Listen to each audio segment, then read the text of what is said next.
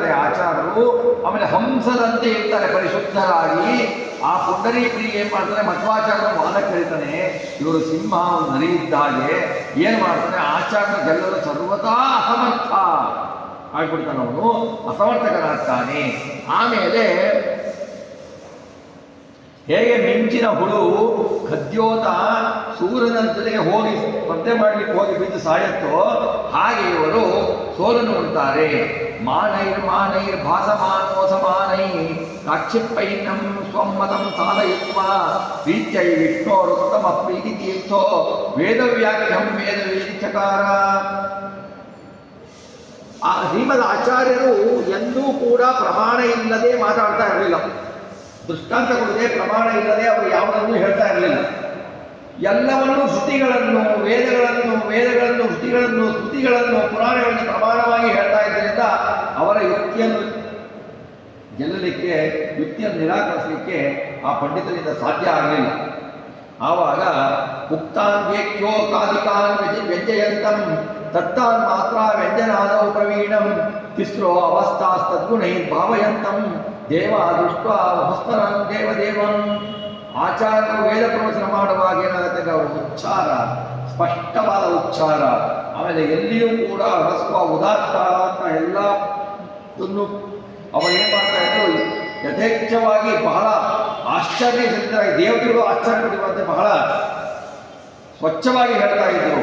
ಆವಾಗ ದೇವತೆಗಳು ಅವರನ್ನು ಸ್ಮರಿಸ್ತಾರೆ. ಮಧ್ವರು ದೇವರ ಪ್ರತಿಬಿಂಬ, ಮುಖ್ಯವಾದ ಪ್ರತಿಬಿಂಬ, ದೇವರ ಮುಖ್ಯವಾದ ಪ್ರತಿಬಿಂಬ. ಹಾಗಾಗಿ ಅವರು ಸ್ವಾಮಿಗಳ ಗುಣಗಳನ್ನು ದಾಸ್ತಾನೆ ಕಾಣುತ್ತೆ, ಯಾಕೆಂದರೆ ಮುಖ್ಯವಾದ ಪ್ರತಿಬಿಂಬ ಅವನು. ನಾವು ನಮ್ಮ ಕನ್ನಡಿಯ ಎದುರುಗಡೆ ನಿಂತರೆ ಕನ್ನಡಿ ಪ್ರತಿಬಿಂಬ, ನಾವು ಬಿಂಬ. ನಾವು ಏನು ಅಲಂಕಾರ ಮಾಡ್ಕೊಳ್ತೀವೋ ಕನ್ನಡಿಯಲ್ಲಿ ಕಾಣುತ್ತೆ. ಕನ್ನಡಿಗೆ ಅಲಂಕಾರ ಮಾಡಿದ್ರೆ ನಮಗೆ ಬರಲ್ಲ, ನಮ್ಮಲ್ಲಿರಬೇಕು ಅದು. ಹಾಗಾಗಿ ಅದು ಮುಖ್ಯ ಪ್ರತಿಬಿಂಬ ಪರಮಾತ್ಮ, ಮುಖ್ಯ ಪ್ರಾಣದೇವರಾದ್ದರಿಂದ ಪರಮಾತ್ಮನ ಗುಣಗಳು ಯಥಾಶಕ್ತಿ ಯಥಾವತಿ ಅವನ ಅನುಗ್ರಹದಿಂದ ಇವರಿಗೆ ಬಂದಿರುತ್ತೆ.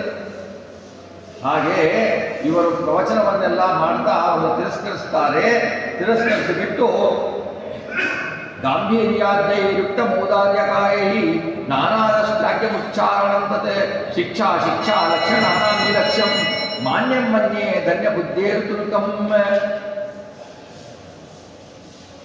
ವೇದೋಚ್ಚಾರಣೆ ಅವರ ಗಾಂಭೀರ್ಯ ಭಾಷೆ ಧ್ವನಿಗಳಿಂದ ಶ್ಲಾಘನೀಯವಾಗಿತ್ತವರು. ವೇದೋಚ್ಚಾರಣೆ ಆಚಾರ ಮಾಡಿದರೆ ಅದಕ್ಕಿಂತ ಸಮಾನವಾಗಿ ಯಾರೂ ವೇದೋಚ್ಚಾರಣೆ ಮಾಡಲಿಕ್ಕಾಗಲ್ಲ ಅಂತ ಹೇಳಿಬಿಟ್ಟು ಜನ ಎಲ್ಲ ತಿಳ್ಕೊಳ್ತಾರೆ. ಆಮೇಲೆ ಅವರು ಹೀಗೆ ವರ್ಣನೆ ಮಾಡ್ತಾರೆ. ವರ್ಣನೆ ಮಾಡಿದ ಮೇಲೆ ಆ ಪುಂಡರೀಕನನ್ನೆಲ್ಲ ಸೋಲಿಸ್ತಾರೆ. ಪುಂಡರೀಕನವರು ಏನೂ ಮಾಡಲಿಕ್ಕಾಗಲ್ಲ. ಜನರು ಏನು ಮಾಡ್ತಾರೆ, ಆಚಾರ ಸಮುಖಕ್ಕೆ ಬಂದಿದ್ದಲ್ಲ ಪುಂಡರೀಕ, ಅವನಿಗೆ ಅಪಹಾಸ್ಯ ಮಾಡ್ತಾರೆ. ಆಜ್ಞಾದೇಶಾದುತ್ತರಂ ಪ್ರಾದಿಶಬ್ದಂ ಶುತ್ವಾ ನಾರೇತ್ಯುಕ್ತವಂತಂ ಪದಂತಂ ವ್ಯಾಖ್ಯಾಲವ್ಯಾಗೈತರ್ಯಾದ ಕೃತ್ಯೆ ಪೃಥ್ವೀ ದೇವ ನಿಂದನೀಯಂ ವಿನಿಂದೋ.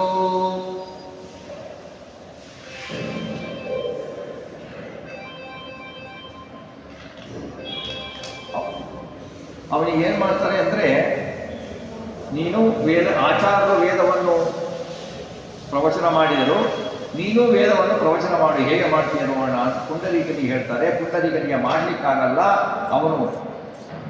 ಅವನಿಗೆ ಅಪಮಾನ ಆಗತ್ತೆ. ಅವನಿಗೆ ಅಪಮಾನ ಆಗಿದ್ದು ನ್ಯಾಯ ಅಂತ ಹೇಳ್ತಾರೆ. ಆವಾಗ ತೂರ್ಣಂ ತೀರ್ಣಾದ ಭ್ರಮಾರ್ಭುತ ಸಾರ್ಯ ಸಂಪ್ರಾಪ್ತೋತೌ ಗೋಣೆ ಭೀಷಯಿತ್ವ ಸಂಯಮ್ಯಾಂತಾರ್ಯಂತೃ ಕಾಮೇನ ಹಾಸ್ಯಂ ಸಂಪ್ರಾಪ್ತ ಶ್ರೀ ನಿರ್ಜಿತಂ ತಂ ಜಹಾಸ. ಆವಾಗ ಏನು ಮಾಡ್ತಾನೆ ಅಂದರೆ ಪುಂಡರೀಕ ಸೋತು ಬಿಡ್ತಾನೆ. ಸೋತು ಬಿಟ್ಟು ಏನು ಮಾಡ್ತಾನೆ, ಶಂಕರಾಚಾರ್ಯ ಅಂತ ತ್ರಿವಿಕ್ರಮ ಪಂಡಿತಾಚಾರ್ಯ ತಮ್ಮ ಇರ್ತಾನೆ. ಶಂಕರಾಚಾರ್ಯನ ಹತ್ರ ಗ್ರಂಥಗಳಿರ್ತವೆ, ಮಧ್ವಗ್ರಂಥಗಳು. ಅದನ್ನು ಈ ಪುಂಡರೀಕ ಅಪಹರಿಸ್ಬಿಡ್ತಾನೆ. ಗ್ರಂಥ ಈಗ ನೀವು ಸೋಲಿಕ ಗ್ರಂಥ ಯಾಕಪ್ಪ, ಗ್ರಂಥ ಇಲ್ಲ ಅಂದ್ರೆ ಏನು ಮಾಡ್ತಾನೆ ಅಂತ. ಈ ಗ್ರಂಥ ಇಲ್ಲ ಅಂದ್ರೆ ಏನು ಮಾಡ್ತಾನೆ ಅನ್ನಲಿಕ್ಕೆ ನಮ್ಮಂಥವ್ರಲ್ಲ ಆಚಾರ್ಯರು. ಗ್ರಂಥ ಇಲ್ಲದ್ರೆ ಏನು ಮಾಡ್ತಾರೆ, ಗ್ರಂಥನೇ ಅಪಹಾರ ಮಾಡ್ಕೊಂಡು ಹೋಗ್ಬಿಡ್ತಾರೆ. ವಿಷ್ಣು ಮಂಗಳದಲ್ಲಿ ಆವಾಗ ಮಧ್ವಾಚಾರ್ಯ ಏನು ಮಾಡ್ತಾರೆ, ರಜತ ಪೀಠಕ್ಕೆ ಹೋಗ್ತಾರೆ. ರಜತ ಪೀಠಕ್ಕೆ ಹೋಗಿ ಏಕವಾಟ ಎಂಬಲ್ಲಿ ಹೋಗ್ತಾರೆ. ಅಲ್ಲಿ ಪದ್ಮತೀರ್ಥ ಅಂತ ಹೇಳ್ತಾರಲ್ಲ, ಪದ್ಮತೀರ್ಥನೆಲ್ಲ ವಾದಕ್ಕೆ ಕರೀತಾರೆ. ಆಗ ನಿಮ್ಮ ಸಿದ್ಧಾಂತವನ್ನು ಸ್ಥಾಪಿಸುವಾದ್ರೆ ಪ್ರಾಶ್ನಿಕರನ್ನು ಕರೆಯಿರಿ ಅಂತ ಅವ್ರು ಹೇಳ್ತಾರೆ, ಪ್ರಶ್ನೆ ಮಾಡೋರು. ಆಗ ಆಚಾರ್ಯ ಬೇಕಿದ್ರೆ ನೀನೇ ಅವ್ರು ಕರೆಸು ಅಂತ ಹೇಳ್ತಾರೆ. ಕರೆಸು ಅಂತ ಹೇಳಿ ಆಮೇಲೆ ಅವನು ಹೇಳ್ತಾನೆ, ನನ್ನ ಶಾಸ್ತ್ರ ಕೃತಕೃತ್ಯವಾಗಿದೆ, ಇಡೀ ಪ್ರಪಂಚದಲ್ಲಿ ನನ್ನ ಶಾಸ್ತ್ರ ವ್ಯಾಪ್ತವಾಗಿದೆ, ಮಾಯಾವಾದಿ ಮತ ಇಡೀ ಪ್ರಪಂಚದಲ್ಲಿ ವ್ಯಾಪ್ತವಾಗಿದೆ ಅಂತ ಹೇಳ್ತಾರೆ ಹೆಮ್ಮೆಯಿಂದ. ಆವಾಗ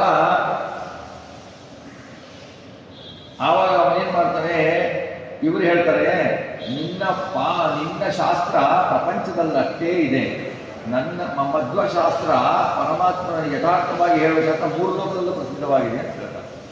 ಆವಾಗ ಹೇಳೋದು ಅವನೇನು ಮಾಡ್ತಾನೆ ಗೊತ್ತಾ, ನಿಮ್ಮ ಈ ಕಪಟ ಅವನು ಬಹಳ ಚೆನ್ನಾಗಿ ಹೇಳ್ತಾನೆ. ಪದ್ಮತೀರ್ಥರು ಏನು ಹೇಳ್ತಾರೆ ಅಂದರೆ, ಪದ್ಮತೀರ್ಥರು ನಿಮ್ಮ ಕಪಟ ಇದೆಯಲ್ಲ ಅಂತರ್ಯಾಮಿ ತಿಳಿದಿರುವನು, ಅಂತರ್ಯಾಮಿ ತಿಳಿದಿರುವನು ಅಂದಾಗ ಆಚಾರ್ಯರು ಅಲ್ಲಿ ಹಿಡಿತಾರೆ. ಅವನು ಏನು ಹೇಳ್ತಾರೆ ಅಂದರೆ,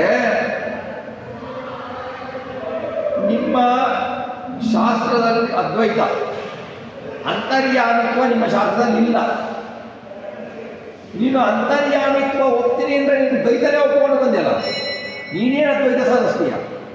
ನಮ್ಮಲ್ಲಿ ಪರಮಾತ್ಮನಿಗೂ ಜೀವನಿಗೂ ಭೇದ, ನಮ್ಮ ಅಂತರ್ಯಾಮಿಯಾಗಿ ಇರ್ತಾರೆ, ಅವರಲ್ಲಿ ಪರಮಾತ್ಮ ನಾನು ಒಂದೇ ಅಂದರೆ ನನ್ನ ಅಂತರ್ಯಾಮಿ ಎಂದು ಹೇಳಲಿಕ್ಕೆ ಬರುತ್ತೆ, ಹೇಳಿ ಬರೋದೇ ಇಲ್ಲ ಅವರಿಗೆ. ಹಾಗಾಗಿ ಅವನು ಸೋಲಿಸ್ತಾರೆ. ಆಮೇಲೆ ಪದ್ಮತೀರ್ಥರು ಪರಾಜಿತರಾಗ್ತಾರೆ. ಆಮೇಲೆ ಮಧ್ವಾಚಾರ್ಯರು ಅವನ ಹತ್ರ ಏನು ವಾದ ಮಾಡಿರ್ತಾರಲ್ಲ, ಆ ವಾದವೇ ಮಧ್ವಾಚಾರ ತತ್ವೋದ್ಯೋತ ಅಂತ ಗ್ರಂಥ ಇದೆ. ಆ ಗ್ರಂಥ ತತ್ವೋದ್ಯೋತ ಅನ್ನೋದು ಈ ವಾದದ ಏನು ಮಾಡಿದವರ ವಾದಗಳು ಅದೇ ಸೇರಿ ತತ್ವೋದ್ಯೋತ ಅಂತ ಆಯಿತು. ಬಹಳ ಚಿಕ್ಕ ಗ್ರಂಥ, ಬಟ್ ಆದರೆ ಬಹಳ ಕ್ಲಿಷ್ಟವಾದ ಗ್ರಂಥ. ಅದನ್ನು ತಿಳಿದುಕೊಂಡ್ರೇನೆ ತತ್ವನಿರ್ಣಯ ಮುಂದೆ ದೊಡ್ಡ ದೊಡ್ಡ ಗ್ರಂಥಗಳನ್ನು ತಿಳಿದುಕೊಳ್ಳುತ್ತಾವೆ. ಬಹಳ ಚಿಕ್ಕ ಗ್ರಂಥ, ಶ್ಲೋಕಗಳು ಕಡಿಮೆ, ಬಟ್ ಆದರೆ ಅರ್ಥವೂ ಅರ್ಹದಾದ.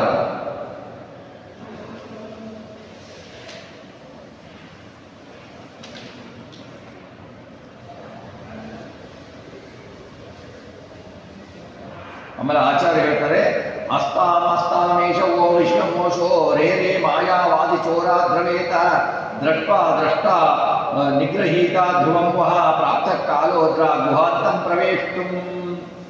ನೀವು ಕಳ್ಳರಿದ್ದೀರಾ, ಜಗತ್ತು ಮಾಯಿಯಿಂದ ಕಲ್ಪಿತ ಮಿಥ್ಯಾ ಎಂದು ಹೇಳ್ತಿದ್ದೀರಲ್ಲ, ನೀವು ಕಳ್ಳರಿದ್ದೀರಾ ಅಂತಾರೆ. ಪ್ರಪಂಚವು ಅಸತ್ಯ ಅಂತ ಹೇಳ್ತಾ ಪ್ರಪಂಚದ ನಿರಾಕರಣವನ್ನು ಮಾಡುವುದನ್ನು ನಿಲ್ಲಿಸ್ಬಿಡಿ, ಬೇಗನೆ ಓಡಿ ಹೋಗಿ, ನಿಮ್ಮನ್ನು ನೋಡುವ ಪ್ರತಿಯೊಬ್ಬನು ಮುಂದೆ ಇದನ್ನೇ ಹೇಳ್ತಾನೆ, ಓಡಿ ಹೋಗಿ ನೀವು ಇರಬೇಡಿ ಅಂತ ಹೇಳಿ ಅಂತ ಹೇಳ್ತಾರೆ.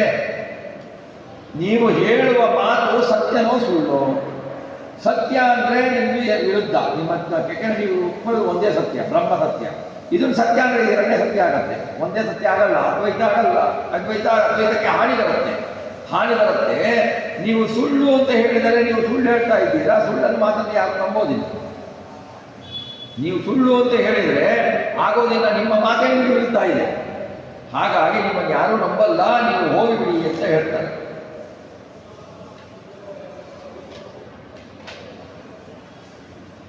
ಆಮೇಲೆ ಹೇಳ್ತಾರೆ, ಸರ್ವಾಧಾರಂ ಬ್ರಹ್ಮ ಸಂಗಂ ವಿಹಾಯೋ ರಮ್ಯಾಕಾರಂ ಶಾರದೇಂದೀವರಾಭಂ ಸನ್ನಿರ್ಣಿತಂ ಗುಣಲ್ಯಂ ಶಬ್ದವೇದ್ಯೈ ಮಧ್ವಾದಿತ್ಯಂ ಸಂಸ್ಕೃತಂ ಕೋಶಿದತ್ತೇ. ಸರ್ವ ವಸ್ತುಗಳಿಗೂ ಆಧಾರ ಪರಮಾತ್ಮ, ಅವನ ಅಧೀನವಾಗಿ ಮುಖ್ಯ ಪ್ರಾಣದೇವರು ಆಧಾರ. ಅವರು ನಾರಾಯಣನನ್ನು, ಶ್ರೀಮದ್ ನಾರಾಯಣನನ್ನು ಆಶ್ರಯಿಸಿರ್ತಾರೆ. ಆ ನಾರಾಯಣ ಯಾರು? ಸಮಸ್ತ ಪ್ರಪಂಚಕ್ಕೆ ಆಶ್ರಯ. ಮುಖ್ಯ ಪ್ರಾಣಿಯ ಆಶ್ರಯ ಅಂದರೆ ಸಮಸ್ತ ಪ್ರಪಂಚಕ್ಕೆ ಆಶ್ರಯ. ಮಧ್ವಾಚಾರ್ಯರು ಸೂರ್ಯನಂತೆ ಇರ್ತಾರೆ, ಅವರನ್ನು ಖಂಡಿಸುವವರು ಯಾರಿಗೆ ಸಾಧ್ಯ ಆಗತ್ತೆ? ವಿಷ್ಣುವನ್ನು ಆಶ್ರಯಿಸುವ ಯಾರ ಸರ್ವಜ್ಞಾಚಾರ್ಯರನ್ನು ತೋರಿಸಲಿಕ್ಕೆ ಯಾರಿಗೂ ಸಾಧ್ಯ ಇಲ್ಲ ಅಂತ ಹೇಳ್ತಾರೆ ನಾನ ಪಂಡಿತಾಚಾರ್ಯರು. ಹೇಳಿಬಿಟ್ಟು ವಿಧಾವತ ಪರಿತ ಮತ್ರಿ ವಾದಸುರ ಆದ ಪ್ರದೀಶನಾಭಿದೋ ನರಹರಿ ಜಾಜ್ವಲ್ಯತೆ ಸ ಯುಕ್ತಿನ ಕರೈ ಮೂರ್ಖ ದುಃಖಾಂಕುರೈ ವಿದಾರಯದಿ ದಾರುಣ ಪ್ರವಚನ ಪ್ರಣಾದೋ ಪ್ರಿಯಾನ್. ಯುಕ್ತಿಗಳಿಂದ ಅವರೆಲ್ಲ ಸೀಳಿ ಓಡಿಸ್ತಾರೆ. ಉಕ್ತಿಯ ಊರುಗಳು ನರಸಿಂಹ ಹೇಗೆ ಊರಿನಿಂದ ಹಿರಣ್ಯಕಶಿಪುವನ್ನು ಸಂಹರಿಸಿದನೋ ಹಾಗೆ ತಮ್ಮ ಯುಕ್ತಿಗಳು ಎಂಬ ಊರುಗಳಿಂದ ಶತ್ರುಗಳನ್ನು ಸೀಳ್ತಾರೆ. ಸೀಳಿಬಿಟ್ಟು ಅವರು ನಿರಾಕರಿಸಲು ಸಾಧ್ಯವಾದ ಯುಕ್ತಿಗಳನ್ನು ಹೇಳ್ತಾರೆ. ಯುಕ್ತಿಗಳನ್ನು ಹೇಳಿಬಿಟ್ಟು ಅವರನ್ನು ಅವರ ಮಧ್ವಾಚಾರ್ಯರು ವಾದ ಮಾಡುವುದನ್ನು ಕಂಡೇ ಅವರು ಹೆದರಿ ಬಿಡ್ತಾರೆ. ನಮಗೆ ಏನೂ ನಿರಾಕರಿಸಲು ಆಗುವುದಿಲ್ಲವಲ್ಲ, ಇವರು ಆ ಥರ ಯುಕ್ತಿಗಳನ್ನು ಹೇಳ್ತಾರಲ್ಲ ಅಂತ. ಆವಾಗ ಎಲ್ಲರೂ ಮಾಯಾವಾದಿಗಳು ಹೇಳ್ತಾರೆ, ನೀವು ಓಡೋಗ್ಬಿಡಿ, ನಿಮ್ಮ ಕೈಯಲ್ಲಿ ಆಗಲ್ಲ ಅಂತ ಹೇಳ್ತಾರೆ. ಸಜ್ಜನರಿಗೆ ಮಾಯಾವಾದಿಗಳ ಬಗ್ಗೆ ವೈಮನಸ್ಯ ವೈರಸ್ಯಗಳೇ ಅಲಂಕಾರ. ನಾವು ನೋಡಿ ಹೇಳ್ತೀವಿ, ಈ ಸಂದರ್ಭದಲ್ಲಿ ಕೃಷ್ಣ ಆದರೂ ಹೇಳ್ತೀವಿ, ಯಾರ ಬಗ್ಗೆ ಭಗವಂತನ ದ್ವೇಷಿಗಳು ಯಾರಿದ್ದಾರಲ್ಲ, ವಿಷ್ಣು ದ್ವೇಷಿಗಳು ಯಾರಿದ್ದಾರಲ್ಲ, ಅವರಿಗೆ ಆಶ್ರಯ ಕೊಟ್ಟರೂ ನರಕ. ಅಯ್ಯೋ ಅವನ ಪಾಡಿಗೆ ಅವನು ಮಾಡ್ಕೊಳ್ಳಿ, ಅವನ ಸಿದ್ಧಾಂತ, ಅವನಿಗೆ ನನ್ನ ಸಿದ್ಧಾಂತ, ನಿನಗೆ ನನ್ನ ಫ್ರೆಂಡ್ ಅವನು, ನನ್ನ ಗೆಳೆಯ, ಅವನಂತ ಆಶ್ರಯ ಕೊಟ್ಟರೆ, ಮನೆಯಲ್ಲಿ ನೀರು ಕೊಟ್ಟರೆ ಬೋಧನದು. ಯಾಕೆಂದರೆ ವಿಷ್ಣು ದ್ವೇಷಿಗಳಿಗೆ ಕೊಟ್ಟಿದ್ದೀರಾ, ವಿಷ್ಣು ದ್ವೇಷಿಗಳಿಗೆ ಕೊಟ್ಟಾಗ ಅವರನ್ನು ಪುಷ್ಟಿ ಪಡಿತಾರೆ, ಪುಷ್ಟಿ ಪಡೆದುಬಿಟ್ಟು ಜನರು ಹಿಂಸೆ ಮಾಡ್ತಾರೆ. ಹಾಗಾಗಿ ಅದು ಶಾಸ್ತ್ರದಲ್ಲಿ ಇದೆ.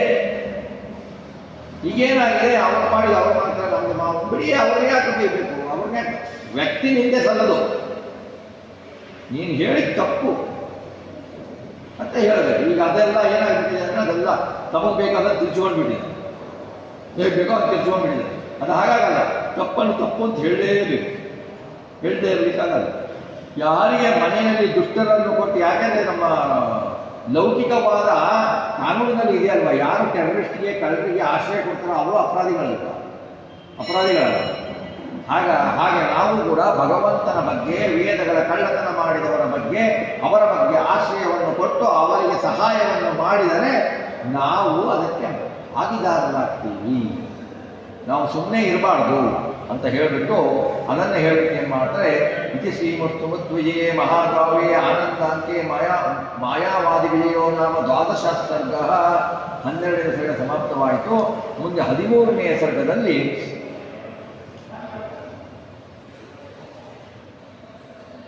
ಚಾತುರ್ಮಾಸಕ್ಕೆ ಕೂಡಿಪಾಡಿ ಅಂತ ಒಂದು ಊರಿದೆ, ಅಲ್ಲಿ ಕುತ್ಕೊಂಡು ಕೂಡಿಪಾಡಿ ದೇವಾಲಯದಲ್ಲಿ ಚಾತುರ್ಮಾಸಕ್ಕೆ ಭಕ್ತರು ಪ್ರಾರ್ಥಿಸಿದಾಗ ಕುತ್ಕೊಳ್ತಾರೆ. ಅವರು ಕುತ್ಕೊಂಡು ಏನು ಮಾಡ್ತಾರೆ,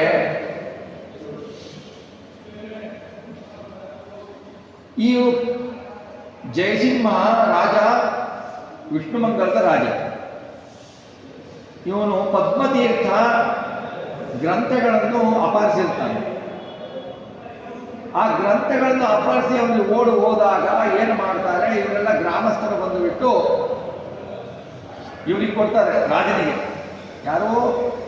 ಜಯಸಿಂಹ ರಾಜನಿಗೆ. ಜಯಸಿಂಹ ರಾಜ ಆಚಾರ್ಯರ ಪರಮಭಕ್ತ. ಯಾವಾಗ ಕೊಟ್ಟರು ಆಚಾರ್ಯರನ್ನ ಕರೆದು ಕೊಡಬೇಕು, ಹಾಗೇ ಕೊಡಬಾರದು. ಅವನು ಯಾರು ಏನು ಮಾಡ್ದ ಅನ್ನೋದು ಹೇಳಿಬಿಟ್ಟು ಅವನಿಗೆ ಕರೆದು ಬಿಟ್ಟು ಶಾಸ್ತಿ ಮಾಡಿಬಿಟ್ಟು ನಾವು ಆಚಾರ್ಯ ಕೊಡಬೇಕು ಅಂತ ಹೇಳ್ಬಿಟ್ಟು ಅವನು ತೀರ್ಮಾನ ಮಾಡ್ತಾನೆ.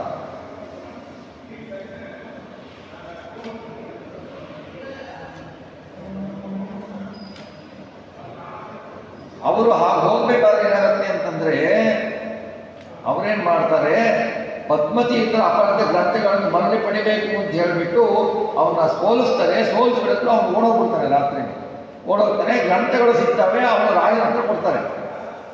ರಾಜಪುರುಷ ಹೇಳ್ತಾನೆ, ಈಗ ರಾಜನ ಕರೀತಾನೆ, ರಾಜನ ಪುರುಷನ ಕಳಿಸ್ತಾರೆ ಮಧ್ವಾಚಾರ್ಯ ಕರೀಲಿಕ್ಕೆ. ಆವಾಗ ಅವನು ಹೇಳ್ತಾನೆ, ಭಗವಾನಿಹನ ಸ್ವಕಿಂಕರಾಣ ಅಚಿರೇಣ ವಲಿತಾನುಗ್ರಹಾರ್ಥಂ ಇತಿ ಕಾರ್ಯ ಚಿಕಿತ್ಸೆಯಾರ್ಥಯತ್ವಾಂ ನೃಪ ಇತ್ಯಭಿತ್ತೈಷತ ಪ್ರಮ್ಯ. ವಿಷ್ಣುಮಂಗಲದ ರಾಜ ಜಯಸಿಂಹ ರಾಜ ಇವನ್ನ ನಮ್ಮ ಊರಿಗೆ ಬರಬೇಕು, ತಮ್ಮ ಸೇವಕರು ನಾವು ಅಂತ ಹೇಳಿಬಿಟ್ಟು ಹೇಳಿ ಕಳಿಸ್ತಾನೆ. ಗ್ರಂಥಾಪಹಾರ ಮಾಡಿದ್ದಕ್ಕೆ ಪದ್ಮತೀರ್ಥರಿಗೆ ದಂಡವನ್ನು ವಿಧಿಸಬೇಕು ಮತ್ತು ಆಚಾರ ಗ್ರಂಥಗಳನ್ನು, ಯಾಕೆಂದರೆ ಅವನು ಆ ದೇಶದ ರಾಜ, ಅಲ್ಲಿ ಏನು ಅಪರಾಧ ಮಾಡಿದರೂ ಆ ರಾಜನಿಗೆ ಬರುತ್ತೆ ಪಾಲು. ಹಾಗಾಗಿ ಆ ರಾಜನಿಗೆ ಪಾಲು ಬರುತ್ತಲ್ಲ, ಅವನು ಅದಕ್ಕೆ ಕ್ಷಮಾಪೂರ್ವಕವಾಗಿ ಹಿಂತಿರುಗಿ ಕೊಡಬೇಕು. ಅದಕ್ಕಾಗಿ ಜಯಸಿಂಹ ಏನು ಮಾಡ್ತಾನೆ, ಆಚಾರ್ಯನ ಘಟ್ಟದ ಮೇಲಿಂದ ಊರಿಗೆ ಕರೆಸ್ತಾನೆ. ಆಮೇಲೆ ಆಚಾರ್ಯರು ಅವನ ಮಾತಂತಾನೆ ಹೊರಡ್ತಾರೆ.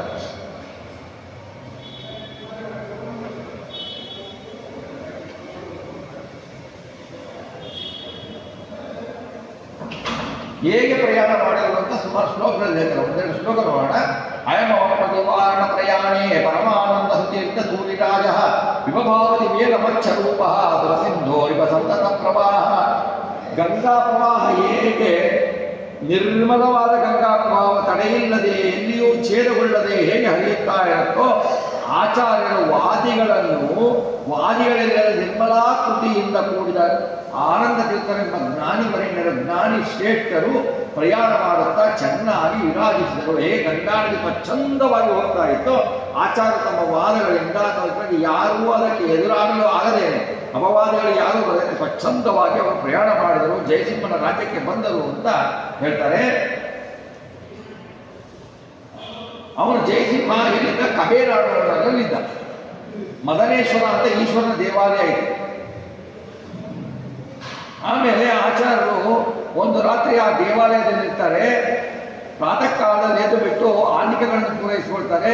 ಆ ಆಚಾರ ಪ್ರಯಾಣಗಳು ಸಿದ್ಧರಾಗುತ್ತಂತೆ ಶಿಷ್ಯರು ತಿಳಿಸ್ತಾರೆ. ಶಿಷ್ಯರು ತಿಳಿತಾರೆ. ಆಚಾರ್ಯ ಶಿಷ್ಯರು ಹೇಗಿತ್ತು ಪ್ರಯಾಣ?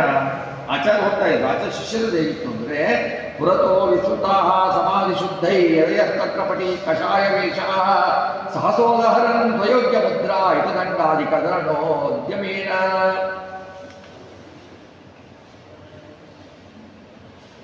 ಅವರೇನು ಮಾಡ್ತಾರೆ, ಯತಿಗಳು, ಅವರು ಯತಿಗಳೇ ಅಲ್ವಾ, ಅವರು ಯತಿಗಳು ಏನು ಮಾಡ್ತಾರೆ, ತಮ್ಮ ಧ್ಯಾನಕ್ಕೆ ತಂದೆಯಾಗಿ ಕಾವಿ ಬಟ್ಟೆಗಳನ್ನು ಪರದೆಯಲ್ಲಿ ಕಟ್ಕೊಂಡಿರ್ತಾರೆ. ಆಮೇಲೆ ಆಚಾರ್ಯನ ಹೊರತುಕೊಂಡು ಅವರೇನು ಮಾಡ್ತಾರೆ, ಕಾವಿ ಬಟ್ಟೆಗಳನ್ನು ತೆಗೆದುಕೊಂಡಿರ್ತಾರೆ. ತಮ್ಮ ಬೇರೆ ದಂಡಗಳನ್ನು ಪುಸ್ತಕ ಮಂಗಳನ್ನು ತೆಗೆದುಕೊಂಡು ಪ್ರಯಾಣಕ್ಕೆ ಸಿದ್ಧರಾಗಿ ನಡೀತಾರೆ. ಶ್ರೀಮದ್ ಆಚಾರ್ಯರು ಗೋಪಿಚಂದನ ಶಂಖ ಚಕ್ರ ಮುದ್ರೆಗಳನ್ನು ಧರಿಸ್ತಾರೆ. ಸಿಹಿಯರಿಗೆ ಅರ್ಪಿಸಿದ ತುಳಸಿಯನ್ನು ಆಚಾರ್ಯ ಕಂಠಕ್ಕೆ ಅರ್ಪಿಸ್ತಾರೆ. ಆಮೇಲೆ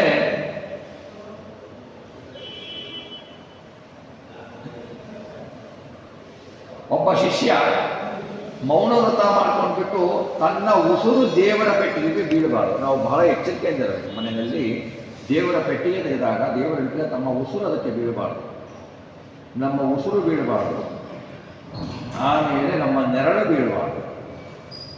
ದೇವರ ಪೂಜೆಗೆ ನೀರು ತರಬೇಕು ಅಂದಾಗ ನಮ್ಮ ನೆರಳು ಆ ನೀರಿನಲ್ಲಿ ಬೀಳಬಾರ್ದು, ನಮ್ಮ ಉಸುರು ಅದಕ್ಕೆ ತಾಕಬಾರ್ದು, ನಮ್ಮ ಕೈಯ ಉಗುರು ಅದಕ್ಕೆ ತಾಕಬಾರ್ದು. ತಾಕಿದ್ರೆ ಅದು ಅಶುದ್ಧ. ಹಾಗೆ ಎಚ್ಚರಿಕೆಯಿಂದ ತರಬೇಕು. ನೀವೇನು ಮಾಡ್ತಾನೆ, ಆ ತಲೆಯ ಮೇಲೆ ದೇವರ ಪೆಟ್ಟಿಗೆಯನ್ನು ಹೊತ್ತುಕೊಂಡು ಹೋಗ್ತಾ ಇರ್ತಾನೆ.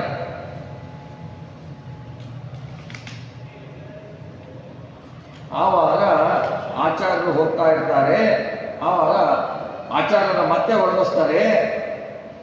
ಭುವನತ್ರಯಧಾರಿಣಂ ಮುಕುಂದಂ ದರತಂತತ್ಸ ದದೇ ಗುರು ಸ್ವಯಂಚ ಅಪಿಕೇನ ಚಿದ್ದಿತ್ತಿತೋನ ಚಿತ್ರಂ ನನಸ ಪ್ರಾಣಪತಿರ್ಭವಾರತಂಚ. ಆಚಾರ್ಯರು ಹೇಗೆ ಹೋಗ್ತಾ ಇದ್ರು, ಇಡೀ ಲೋಕವನ್ನು 3 ಲೋಕಗಳನ್ನು ಧಾರಣೆ ಮಾಡಿದವರು ಆಚಾರ್ಯ.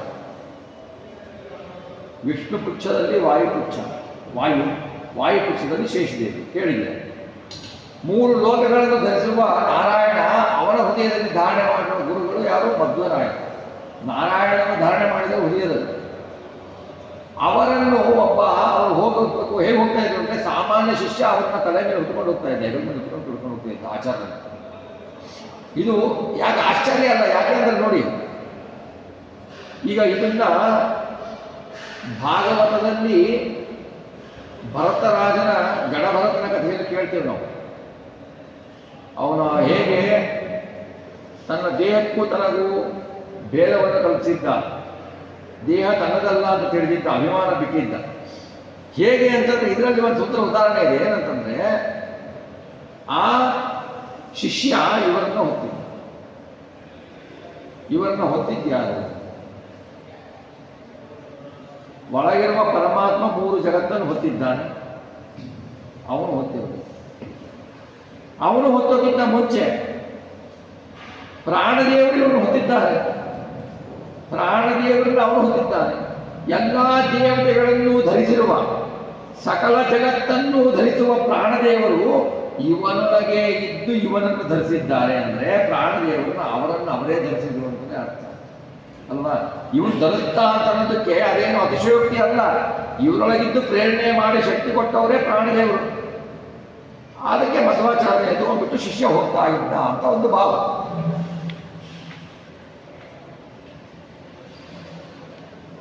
ಅವ್ರು ಹಾಗೆ ಮಾಡಿಬಿಟ್ಟು ಜಯಸಿಂಹ ರಾಜನ ಹತ್ರ ಬರ್ತಾರೆ. ಅವರ ಹತ್ರಕ್ಕೆ ಬರೋ ಮೊದಲೇ ಜಯಸಿಂಹ ವಾಮನದಿಂದ ಇಳಿದು ಬಿಟ್ಟು ಅವರ ಕಾಲು ತೊಳೆದು ಬಿಟ್ಟು ಸೈನಿಕರನ್ನು ದೂರ ಸರಿಸಿ ಅವನು ಏನು ಮಾಡ್ತಾನೆ, ಆಚಾರ ಬಳಿಗೆ ಬಂದು ಅವರ ಪಾದದ ಬಳಿಯಲ್ಲಿ ನಮಸ್ಕಾರ ಮಾಡ್ತಾನೆ.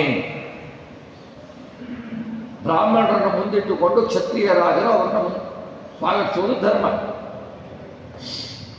ಹಾಗೆ ಪೂಜ್ಯರನ್ನು ಕಂಡು ಮಹಾರಾಜನೇ ಅವರಿಗೆ ನಮಿಸ್ತಾನೆ. ಹಾಗೆ ಅವನು ಕರ್ಕೊಂಡು ಬರ್ತಾನೆ. ಕರ್ಕೊಂಡು ಬಂದುಬಿಟ್ಟು ಸಭೆಗೆ ಬರ್ತಾನೆ. ಆಮೇಲೆ ಮುಂದೆ ಆಚಾರರ ವರ್ಣನೆ ಇದೆ. ಇದರಲ್ಲಿ ಆಚಾರರ ವರ್ಣನೆ ಬಹಳ ಚೆನ್ನಾಗಿ ವರ್ಣನೆ ಮಾಡಿದ್ದಾರೆ. ಆಮೇಲೆ ಏನಿದೆ, ಒಂದು ಲೀಲೆ ತೋರಿಸ್ತಾರೆ ಆಚಾರ್ಯರು. ಕಲಿತಾಂಜಲಿನ ಸ್ಫುಟಾನುಯತ ಅಯಾತಂ ಜನಸಂಭಾದ ಸಹೇನ ಭೂಮಿ ಭರ್ತ್ರ ಕರುಣಾ ವಿಷಯಂ ಚಿಕೀರ್ಷುಣಾ ಸ್ವಂ ರಜತ ಕಿಂಕರ ತಾಮ ಕೈತವೇನ. ಆಚಾರ್ಯರನ್ನು ನೋಡಬೇಕು ಅಂತಾರೆ ಜಲಜಂಗುಳಿ. ಯಾರ್ಯಾರೋ ನೋಡ್ಲಿಕ್ಕೆ ಜಲಜಂಗುಳಿ ಸೇರುತ್ತೆ.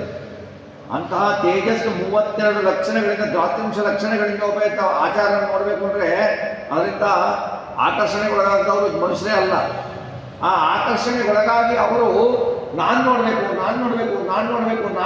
ಅಂತ ಮುಂದೆ ಬಂದಾಗ ಅಲ್ಲಿ ದೂರ ಒಬ್ಬ ಇರ್ತಾನೆ, ಶಿಷ್ಯ ಬರ್ತಾನೆ. ನೋಡಿ, ಎಲ್ಲರೂ ನಿಮ್ಮನ್ನು ನೋಡಬೇಕು ಅಂತಾರೆ ಆಚಾರ್ಯ ಅಂದರೆ. ಆಚಾರ್ಯರು ತಮ್ಮ ಎತ್ತರವನ್ನು ಹೆಚ್ಚಿಸ್ಕೊಂಡ್ಬಿಟ್ಟು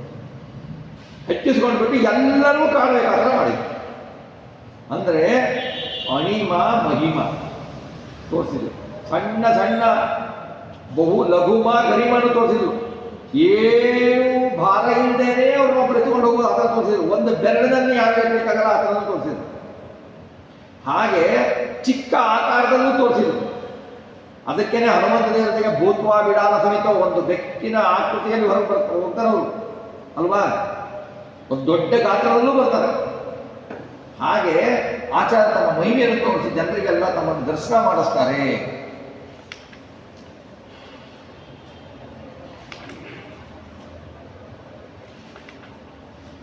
ಅತಿಲೋಲದುಸಾಂ ಸಮೀಕ್ಷುತಂ ಸ್ವಂ ಜನಸಂಭಾದ ಭಯೇನ ದೂರಭಾಜಂ ಸಮದರ್ಶಯ ದುರ್ವಮೋ ರಸೋಸೌ ದೇಯೋರು ಜನೌಘ ಮಧ್ಯ ಗೋಪಿ. ಅದೇ ಅವರು ಅಣಿಮ ಮಹಿಮಾ ಗರಿಮೆಗಳನ್ನು ತೋರಿಸ್ತಾರೆ. ಅದನ್ನೇ ವರ್ಣನೆ ಮಾಡ್ತಾರೆ. ಅದನ್ನೇ ವರ್ಣನೆ ಮಾಡಿದ ಮೇಲೆ ಕಣ್ಣುಗಳನ್ನು ಅರಳಿಸಿ ಕೈ ಮುಗಿದುಕೊಂಡು ಜನರು ಅವರನ್ನು ನೋಡಿ ವಿಧೇಯರಾಗಿ ಆಚಾರವನ್ನು ಅನುಸರಿಸಿ ಬರ್ತಾ ಇರಬೇಕಾದ್ರೆ ನಕ್ಷತ್ರಗಳ ಮಧ್ಯದಲ್ಲಿ ಹುಣ್ಣಿಮೆಯ ಚಂದ್ರ ಹೆಂಗೆ ಅಂಗಾರಕನ ಸಹಿತವಾಗಿ ಪ್ರಕಾಶಿಸ್ತಲ್ಲ, ಹಾಗೆ ಮಧ್ವರಾಯರು ಜಯಸಿಂಹ ಮಹಾರಾಜ ಮತ್ತು ಬೇರೆ ಅರಸರ ಮಧ್ಯದಲ್ಲಿ ಮನುಷ್ಯ ರೂಪದಿಂದ ಅಡಗಿಸಿಕೊಂಡು ಕುಳಿತು ಪ್ರಕಾಶಿಸ್ತಾರೆ. ಮನುಷ್ಯ ರೂಪದಿಂದ ಕುಳಿತಿರ್ತಾರೆ, ಮುಖ್ಯ ಪ್ರಾಣದಲ್ಲಿ ಕುಳಿತಿರ್ತಾರೆ. ಆಗ ಅಲ್ಲಿ ಒಬ್ಬ ಪಂಡಿತ ಇರ್ತಾನೆ. ಸುತಪ ಕವಿತಾದಿ ಸದ್ಗುಣಾನಾಂ ನಿಪುಚಾನಾಂ ಕುಲಜೋಂಗಿರೋ ಅನ್ವಯಾನಾಂ ಅಭವದ್ವಹಮಾನ ನಾಮಕೋ ವಿಪಶ್ಚಿತ್ ಕುಲಜೋ ಕಿಲವಾದಿ ವಂದನೀಯ. ಕವಿಶ್ರೇಷ್ಠರು, ನಮಸ್ಕರಿಸಲು ಯೋಗ್ಯರೂ ಆದ ಸುಬ್ರಹ್ಮಣ್ಯ ಪಂಡಿತರು ಅಂತ ಇರ್ತಾರೆ. ಸುಬ್ರಹ್ಮಣ್ಯ ಪಂಡಿತರು ಯಾರು ಅಂದರೆ ತ್ರಿವಿಕ್ರಮ ಪಂಡಿತಾಚಾರ್ಯ ತಂದೆ. ಆ ಸುಬ್ರಹ್ಮಣ್ಯ ಪಂಡಿತರು ಉತ್ತಮ ತಪಸ್ಸು, ಕವಿತ್ವ ಎಲ್ಲ ಇರುತ್ತೆ. ಅಂಗೀರಸ ಗೋತ್ರದವರವರು, ಲಿಕುಚ ವಂಶದವರು. ಹಿಂದೆ ಕೇಳಿದ್ರೆ ಲಿಕುಚ ಅಂದರೆ ಹೆಬ್ಬೆರಸು ಅಂತ ಹೇಳಿದ್ರಂತ. ಅದಕ್ಕೆ ಯಾಕೆ ಮಹತ್ವ ಅಂದರೆ ಇವುಗಳು ಜ್ಞಾನಿಗಳಿದ್ರಲ್ಲ. ಮೊದಲೇ ಅಂದರೆ ನಾವು ತಿಳ್ಕೊಳ್ಬೇಕು. ನಾವು ಹೇಳ್ತೀವಿ ಕವಿಕುಲ ತಿಲಕ ತ್ರಿವಿಕ್ರಮ ಪಂಡಿತಾಚಾರ್ಯ ಸುತ ಅಂತ ಹೇಳಿದ್ದ. ಕವಿಕುಲ ತಿಲಕ ತ್ರಿವಿಕ್ರಮ ಪಂಡಿತಾಚಾರ್ಯದಿಂದಲೇ ಬಂದಿಲ್ಲ, ಅವ್ರ ಕುಲಕ್ಕೆ ಅವರಪ್ಪ ಕಾಲದಿಂದಲೇ ಬಂದಿದೆ ಅಂತ ಅದನ್ನು ತೋರಿಸ್ತಾರೆ. ಸುಬ್ರಹ್ಮಣ್ಯ ಪಂಡಿತರಿಗೆ ತನಗೆ ಒಬ್ಬ ಯೋಗ್ಯ ಮಗು ಪುತ್ರನನ್ನು ಪಡಿಬೇಕು ಅಂತ ಆಸೆ ಇರುತ್ತೆ. ಸುಬ್ರಹ್ಮಣ್ಯ ಪಂಡಿತರಿಗೆ ನಮಗೆ ಒಬ್ಬ ಒಳ್ಳೆಯ ಪುತ್ರನನ್ನು ಪಡಿಬೇಕು ಅಂತ ಆಸೆ ಇರುತ್ತೆ. ಆಸೆ ಇದ್ದಾಗ ಏನಾಗತ್ತೆ ಅಂತಂದ್ರೆ ಅವರು ಅಪೂರ್ವವಾದ ಮಗನನ್ನು ಪಡೆಯುತ್ತಾರೆ. ಅವರಿಗೆ ಅನುಕೂಲದ ಪತಿವ್ರತೆಯ ಪತ್ನಿ ಇದ್ದು ಅವರಲ್ಲಿ ಹುಟ್ಟಿದ ಮಕ್ಕಳು ಚಿಕ್ಕ ವಯಸ್ಸಿನಲ್ಲಿ ಸತ್ತೋಗ್ತಾ ಇದ್ರು. ಆಮೇಲೆ ಕೃಷ್ಣನನ್ನು ಹರಿಹರನನ್ನು ಬೇಡಿಕೊಂಡು ಅವರಿಗೆ ಪುತ್ರರನ್ನು ಕರುಣಿಸುವಂತೆ ಬಹುಕಾಲ ಸೇವಿಸಿದಾಗ ತ್ರಿವಿಕ್ರಮ ಪಂಡಿತಾಚಾರ್ಯರು ಹುಟ್ಟಿದ್ರು. ತ್ರಿವಿಕ್ರಮ ಅಂತ ಹೆಸರಿಡ್ತಾರೆ. ಇವರು ಹೇಗಿದ್ರು ತ್ರಿವಿಕ್ರಮ ಪಂಡಿತಾಚಾರ್ಯರು? ಇವರು ಮಹಾಜ್ಞಾನಿಗಳು. ಬಾಲ್ಯದಲ್ಲೇ ಕವಿತೆಯನ್ನು ಸಂಸ್ಕೃತದಲ್ಲಿ ಕಾವ್ಯವನ್ನು ರಚಿಸಿದವರು ಬಾಲ್ಯದಲ್ಲಿ. ಅವರು ವೇದಾಂತ ಕವಿತೆ ಈ 3 ವಿದ್ಯೆಗಳಲ್ಲಿ ಪಂಡಿತರು. ಆಮೇಲೆ ಇವರು ಹೇಗಿದ್ರು ಅಂತ ಕೇಳಿದ್ರೆ, ಒಂದು ಸಣ್ಣ ಮಗು ಒಬ್ರು ಭಿಕ್ಷೆಗೆ ಬರ್ತಾರೆ, ಒಬ್ರು ಬೌದ್ಧ ಮತದವರು ಭಿಕ್ಷೆಗೆ ಬರ್ತಾರೆ. ಆವಾಗ ಇವರು ಹೇಳ್ತಾರೆ, ಏಕಕ್ಷಪಣಕ ಶಾಖ ಅಂತ ಭಾವಕ್ಷಪಣಕ ಶಾಖದಾನ ಯತ್ರ ಕ್ಷಪಣಕ ಬಹುಶಾಖದಾಹ ತತ್ರ ಕ್ಷಪಣಕ ಶಾಖ. ಇದು ಅತ್ಯಂತ ಚಿಕ್ಕ ವಯಸ್ಸಿನಲ್ಲಿ ಸಂಸ್ಕೃತ ಕಾವ್ಯ ಕಲಿತವರು. ಅವ್ರು ಹೇಳ್ತಾರೆ, ದುಡಿಯೋರು ಒಬ್ಬನೇ ಇರೋದು, ತಿನ್ನೋರು ಭಾಳ ಜನ ಇದ್ದಾರೆ ಮನೆಯಲ್ಲಿ. ಎಲ್ಲಿ ದುಡಿಯೋರು ಭಾಳ ಜನ ಇದ್ದರು, ತಿನ್ನೋರು ಭಾಳ ಜನ ಇದ್ದರು, ನಿನಗೆ ಯಾರು ಭಿಕ್ಷೆ ಹಾಕ್ತಾರೆ ಅಂತ ಕೇಳ್ಬಿಟ್ಟು ಅವ್ನು ಕೂಡ ಹೋಗ್ಬಿಡ್ತಾವೆ. ಬುದ್ಧನು ಬಿಡೋದೇ ಭಿಕ್ಷೆ ಬಿಡೋದೇ ಇಲ್ಲ, ಯಾಕೆ ಬಂದೆ ಅಂತ ಅವ್ನು ಅರ್ಥನೂ ಆಗಲ್ಲ, ಅವ್ರು ಹೋಗ್ಬಿಡ್ತಾರೆ. ಈ ಥರ ಸಣ್ಣ ವಯಸ್ಸಿನಲ್ಲಿಯೇ ಅವ್ರು ಕಲ್ತವ್ರು. ಅದ್ವೈತದಲ್ಲಿ ಮಹಾಜ್ಞಾನಿಗಳು. ಸುಬ್ರಹ್ಮಣ್ಯ ಪಂಡಿತರು ಇವರಿಗೆ ಉಪದೇಶ ಮಾಡ್ತಾರಲ್ವಾ, ಸುಬ್ರಹ್ಮಣ್ಯ ಪಂಡಿತರಿಗೆ ಉಪದೇಶ ಮಾಡಿದಾಗ ಈ ತ್ರಿವಿಕ್ರಮ ಪಂಡಿತರ ಮುಂದೆ ಎಲ್ಲ ಬೌದ್ಧ ಮತದವರು ಎಲ್ಲರೂ ಸೋಲ್ತಾರೆ, ಬಾಲ ಪಂಡಿತರು ಅಂತವ್ರು ಎಲ್ಲರೂ ಸೋಲ್ತಾರೆ. ಇವರು ಉಪದೇಶ ಮಾಡಿ ಕೊನೆಗೆ ಹೋಗುವಾಗ ತ್ರಿವಿಕ್ರಮ ಪಂಡಿತಾಚಾರ್ಯ ಹೇಳ್ತಾರೆ, ನೋಡು, ಇದರಿಂದ ನಾವೇನು ಸಾಧಿಸ್ಲಿಕ್ಕಾಗಿಲ್ಲ ಅದ್ವೈತ ಮತದಿಂದ, ಏನು ಮೋಕ್ಷ ತಗೊಂಡವ್ರು ಅಂತ ಯಾರು ಕೇಳಿಲ್ಲ, ನೀನು ಈ ಮತನ ಅನುಸಾರ ಮಾಡಬೇಡ, ನೀನು ಸ್ವಲ್ಪ ಯೋಚನೆ ಮಾಡು ಅಂತಂದಾಗ ತ್ರಿವಿಕ್ರಮ ಪಂಡಿತಾಚಾರ್ಯರು ನೋಡೋಣ ಅಂತ ಹೇಳ್ಬಿಟ್ಟು ಅದು ಮಾಡ್ತಾ ಇರ್ತಾರೆ. ಅವ್ರಿಗೂ ಅದು ಏನಾಗುತ್ತೆ, ಬ್ರಹ್ಮಸೂತ್ರ ಓದ್ತಾ ಇರ್ತಾರೆ ವೇದವ್ಯಾಸರು. ಅದಕ್ಕೂ ಇದಕ್ಕೂ ವಿರುದ್ಧನೇ ಇದೆ. ಇವರ ಭಾಷ್ಯಕ್ಕೂ ಬ್ರಹ್ಮಸೂತ್ರದಲ್ಲಿ ಹೇಳಿದ ಭಾಷ್ಯಕ್ಕೂ ವಿರುದ್ಧನೇ ಇದೆ. ಯಾರು ಮಾಯಾವಾದಿಗಳ ಬ್ರಹ್ಮಸೂತ್ರ ಭಾಷ್ಯಕ್ಕೂ ವೇದವ್ಯಾಸರ ಬ್ರಹ್ಮಸೂತ್ರಕ್ಕೂ ಅರ್ಥ ವಿರುದ್ಧವಾಗಿದೆ. ಅದು ಹೇಳೋದೇ ಒಂದು, ಇವರು ಹೇಳೋದೇ ಒಂದು, ವಿರುದ್ಧವಾಗಿ ಹಾಗಿದೆ. ಅವರಿಗೆ ಅದು ಅವ್ರಿಗೆ ಅರವಸ್ಕೊಳ್ಳಿಕ್ಕೆ ಆಗಲಿಲ್ಲ ತ್ರಿವಿಕ್ರಮ ಪಂಡಿತಾಚಾರ್ಯರಿಗೆ. ಅವರೇನು ಮಾಡ್ತಾರೆ ಅಂದರೆ, ಆ ಬ್ರಹ್ಮಣ್ಯ ಪಂಡಿತರು ಹೇಳ್ತಾರೆ ನೋಡಿ, ಕಲಿಯುಗದಲ್ಲಿ ಬ್ರಹ್ಮ ನಿರ್ಗುಣ ಎಂಬ ಉಪಾಸನೆ ಮೋಕ್ಷಕ್ಕೆ ಸುಖಕ್ಕೆ ಸಾಧನ ಅಲ್ಲ. ಇದನ್ನು ಯಾರು ಹೇಳಿದವರು? ತಮ್ಮ ಜೀವನ ಪೂರ್ತಿ ಅದ್ವೈತದ ಚಿಂತನೆಯನ್ನು ಮಾಡದವರೇ ಹೇಳಿದರು. ಇದೇನಾಗತ್ತೆ, ಪಾಪವನ್ನು ಉಂಟು ಮಾಡಿ ದುಃಖಕ್ಕೆ ಕಾರಣ ಆಗತ್ತೆ, ಇದನ್ನು ಹೀಗೆ ಮಾಡಬೇಡ ಅಂತ ಹೇಳ್ತಾರೆ. ಆಮೇಲೆ ಜಯಸಿಂಹ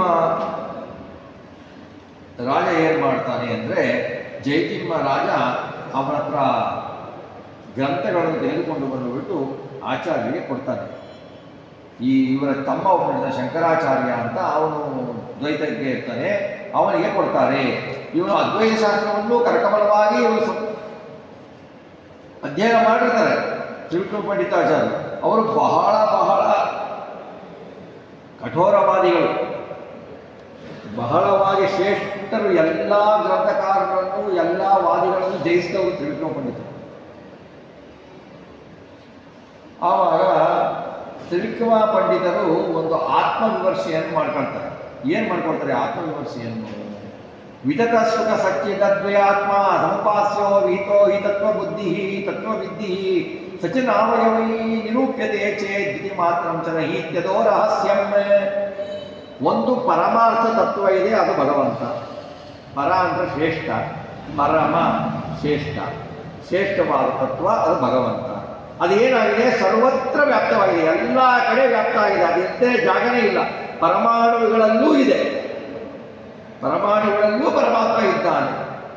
ಅವನು ಹೇಗಿದ್ದಾನೆ? ನಿರ್ದೋಷ, ಯಾವ ದೋಷದ ಲೇಪವೂ ಇಲ್ಲ, ಗಂಧವೂ ಇಲ್ಲ ಅಂತೀವಲ್ಲ ಹಾಗೆ, ಲೇಪವೂ ಇಲ್ಲ. ಆಮೇಲೆ ಜ್ಞಾನಾನಂದ ಸ್ವರೂಪ, ಅವನ ಸ್ವರೂಪ ಹೇಗಿದೆ? ಜ್ಞಾನವೇ ಅವನ ಸ್ವರೂಪ, ಆನಂದವೇ ಅವನ ಸ್ವರೂಪ, ಅವನ ಗುಣಗಳೇ ಅವನ ಸ್ವರೂಪ. ಭಗವಂತನ ಗುಣಗಳಿಗೂ ಭಗವಂತನಿಗೂ ಭೇದ ಇಲ್ಲ, ಭಗವಂತನ ಜ್ಞಾನಕ್ಕೂ ಭಗವಂತನಿಗೂ ಭೇದ ಇಲ್ಲ, ಭಗವಂತನ ಅವಯವಗಳಿಗೂ ಭಗವಂತನಿಗೂ ಭೇದ ಇಲ್ಲ, ಭಗವಂತನ ರೂಪಗಳಿಗೂ ಭಗವಂತನಿಗೂ ಭೇದ ಇಲ್ಲ. ಗುಣಗಳಿಗೆ ಭೇದ ಇಲ್ಲ. ಹೇಗೆ? ಒಂದು ಬೆಲ್ಲದ ಮುದ್ದೆ ತಗೊಳ್ಳಿ, ಬೆಲ್ಲದ ಮುದ್ದೆ ಹಿಡ್ಕೊಂಡು ಬಿಟ್ಟು ಒಂದು ಚೂರು ತೆಗೆದು ಬಿಟ್ಟು ಅದನ್ನು ನೋಡಿ, ಹಸಿ ಕಡಿಮೆ ಆಗುತ್ತೆ ಅಷ್ಟರಲ್ಲಿ, ಇಲ್ವಲ್ಲ ಹಸಿ ಅಲ್ಲೇ ಇರುತ್ತಲ್ವ, ಗುಣ ಅಲ್ಲೇ ಇರುತ್ತಲ್ವ, ಹಾಗೆ. ಆದರೆ ಒಂದು ವ್ಯತ್ಯಾಸ ಏನಂದರೆ, ಬೆಲ್ಲದಲ್ಲಿ ನೀವು ಒಂದು ಭಾಗವನ್ನು ತೆಗೆದರೆ ಬೆಲ್ಲದ ಪರಿಮಾಣ ಅಳತೆ ಕಡಿಮೆ ಆಗುತ್ತೆ. ಭಗವಂತನ ಹತ್ರ ಬೇರ್ಪಡಿಸಲಾಗಲ್ಲ, ಅಭೇದನೆ ಅದು, ಕಡಿಮೆ ಆಗಲ್ಲ. ಅದು ಒಂದು ಗುಣ ಬಂತು ಅಂದರೆ ಆ ಗುಣನೂ ಪೂರ್ಣನೇ, ಇವನು ಪೂರ್ಣ. ಒಂದು ಗುಣಗಳು ಅನಂತ ಗುಣಗಳು ಅಂತ ಹೇಳ್ತಾರೆ. ಹಾಗೆ ಭಗವಂತ ಭಗವಂತ ಪ್ರಕಾಶ ಸ್ವರೂಪನೂ ಆಗಲ್ಲ.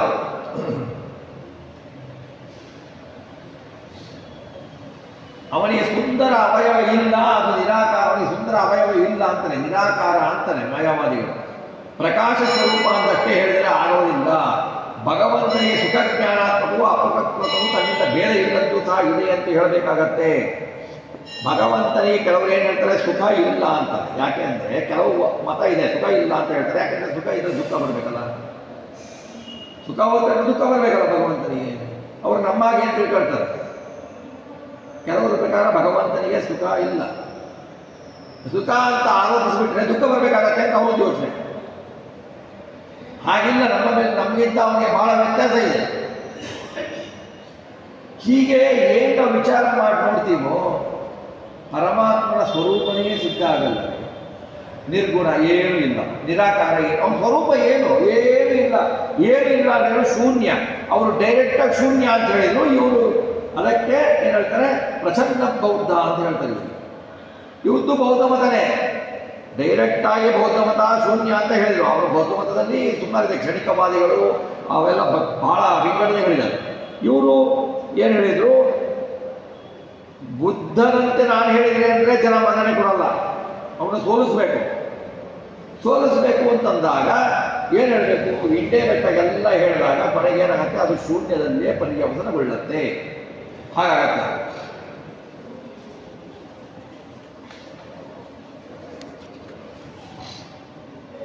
ಆವಾಗ ಮಾಯಾವಾದಿಗಳು ಹೇಳ್ತಾರೆ,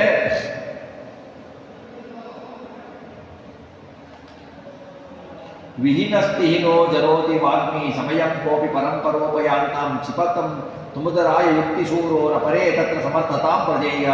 ಮಾಯಾವಾದಿ ಹೇಳ್ತಾರೆ, ನಮ್ಮ ದೇಶದಲ್ಲಿ ಹೊಸವನಾದ ಒಬ್ಬ ಮಹಾವಿದ್ವಾಂಸ ಕಾಣ್ಕೊಂಡ್ಬಿಟ್ಟಿದ್ದಾನೆ, ಅವನು ಒಳ್ಳೆಯ ಮಾತುಗಾರ ಇದ್ದಾನೆ. ಮಧ್ವಾಚಾರ್ಯ ಕುರಿತು ಹೇಳ್ತಾ ಇರೋದು ಶ್ರೀಕೃಷ್ಣ ಪಂಡಿತಾಚಾರ್ಯ. ಅವರು ಅನಾದಿ ಕಾಲದಿಂದ ನಮ್ಮ ಮಾಯಾ ಸಿದ್ಧಾಂತದಲ್ಲಿ ಶಂಕರಾಚಾರ್ಯರು ಬಹಳ ಆಳರು ಇಪ್ಪ, ಮಧ್ವಾಚಾರ್ಯರಿಂದ ಬಹಳ ಹಿಂದೆ ಬಂದವರು. ಅವರು ಮಾಯಾವಾದ ಸಿದ್ಧಾಂತವನ್ನು ಖಂಡಿಸ್ತಾ ಇದ್ದಾನೆ. ನೀವು ಒಳ್ಳೆಯ ಯುಕ್ತಿಯಿಂದ ಶೂರರಾಗಿದ್ದೀರಾ, ಅವರನ್ನು ಖಂಡಿಸಿರಿ. ನೀವು ಖಂಡಿಸಿದಂತೆ ಆ ಆಚಾರನ ಖಂಡಿಸಲಿಕ್ಕೆ ಯಾರಿಗೂ ಸಾಧ್ಯ ಇಲ್ಲ ಅಂತ ಕೇಳ್ಕೊಳ್ತಾರೆ.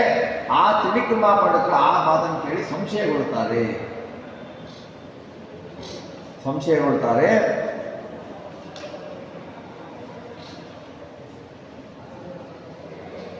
ನೀವು ತ್ರಿವಿಕ್ರಮ ಪಂಡಿತರೇ, ನೀವೇನು ಮಾಡಬೇಕು ಅಂದರೆ, ದೈವ ಯೋಗದಿಂದ ನಿಮಗೆ ಯೋಗ ಬಂದಿದೆ. ಪ್ರತಿಪಾದನೆಯಾದ ಮಧ್ವಾಚಾರ್ಯರು ಎಂಬ ಆನೆಯನ್ನು ನೀವು ನಿರಾಕರಿಸಬೇಕು, ಅಂಕುಶ ಹಾಕಿ ನಿರಾಕರಿಸಬೇಕು. ಆವಾಗ ಏನಾಗುತ್ತೆ, ನೀವು ಮಧ್ವಾಚಾರ್ಯ ಎಂಬ ಆನೆಯನ್ನು ಅಂಕುಶ ಹಾಕಿ ಹಿಡಿದುಬಿಟ್ರಿ ಅಂದರೆ ಚಂದ್ರನಂತೆ ಶುಭ್ರವಾದ ಕೀರ್ತಿಯನ್ನು ಪಡೆಯುತ್ತೀರಾ. ನಮ್ಮ ಅದ್ವೈತಿ ಜನ ಸಮುದಾಯದ ಭಯವನ್ನು ಪರಿಹರಿಸಿ ಅಂತ ಕೇಳ್ತಾರೆ. ಅವ ತ್ರಿವಿಕ್ರಮ ಪಂಡಿತರು ಏನು ಮಾಡ್ತಾರೆ ಅಂದರೆ, ಅವರ ಮನಸ್ಸಿಗೆ ಸಂತೋಷ ಆಗುವಂಥ ಮಾತುಗಳನ್ನು ಮಾಡ್ತಾರೆ. ಯಾಕಂದರೆ ಅವರು ಅನುಸರಿಸ್ತಾ ಇದ್ದು ಅದ್ವೈತ ಮತನೇ ಅಲ್ಲಿ ತನಕ. ಎಲ್ಲ ಜನರ ಪ್ರಿಯತೆಗೆ ತಾನು ಮಧ್ವಾಚಾರ್ಯನ ಜಯಿಸ ಬಂದನೆ ಅಂತ ಸಂಶಯ ಆಗುತ್ತೆ. ಯಾಕೆಂದರೆ ಅವರಿಗೆ ಅವ್ರ ತಂದೆ ಹೇಳಿಬಿಟ್ಟಿದ್ದಾರೆ, ನೀನು ಏನು ಮಾಡ್ತಾ ಇರೋದ್ರಿಂದ ಮೋಕ್ಷ ಸಿಗಲ್ಲ, ಪರಮಾತ್ಮ ಕಾಣಲ್ಲ. ನೋಡಿ, ಯಾವ ಆಚಾರ್ಯರು ನಮ್ಮ ಆಚಾರ ಬಿಟ್ಟು ಯಾವ ಆಚಾರ್ಯರು ಪರಮಾತ್ಮನನ್ನು ಕಂಡವರಲ್ಲ. ಪರಮಾತ್ಮ ನಿನಗೆ ನಮಸ್ಕಾರ ಅಂತ ಹೇಳಿದವರು ಆಚಾರ್ಯರು ಒಬ್ಬರೇನೆ, ಇನ್ಯಾರೋ ಅವನಿಗೆ ನಮಸ್ಕಾರ ಅಂತಾರೆ. ಅವನಿಗೆ ನಮಸ್ಕಾರ ಅಂದರೆ ನಿಮ್ಮ ಎದುರಿಗಿದ್ದವನಿಗೆ ನೀವು ಅವನು ಅನ್ನಲ್ಲ, ಇವನು ಅಂತೀರ. ನಿನಗೆ ನಮಸ್ಕಾರ ಅಂದರೆ ನೋಡಿರ್ಬೇಕು ನೀವು, ನಿನಗೆ ನಮಸ್ಕಾರ ಅಂದರೆ. ಪರಮಾತ್ಮ ನಿನಗೆ ನಮಸ್ಕಾರ ಅಂತಂದರೆ ನಿನ್ನ ನೋಡ್ತಾ ಇದ್ದೀನಿ, ನಿನಗೆ ನಮಸ್ಕಾರ ಅಂತ ಹೇಳಬೇಕು. ನೋಡಿದ್ದೀನಿ ಅಂತ ಹೇಳಿದವ್ರು ಯಾರು? ಆಚಾರ್ಯರೇ.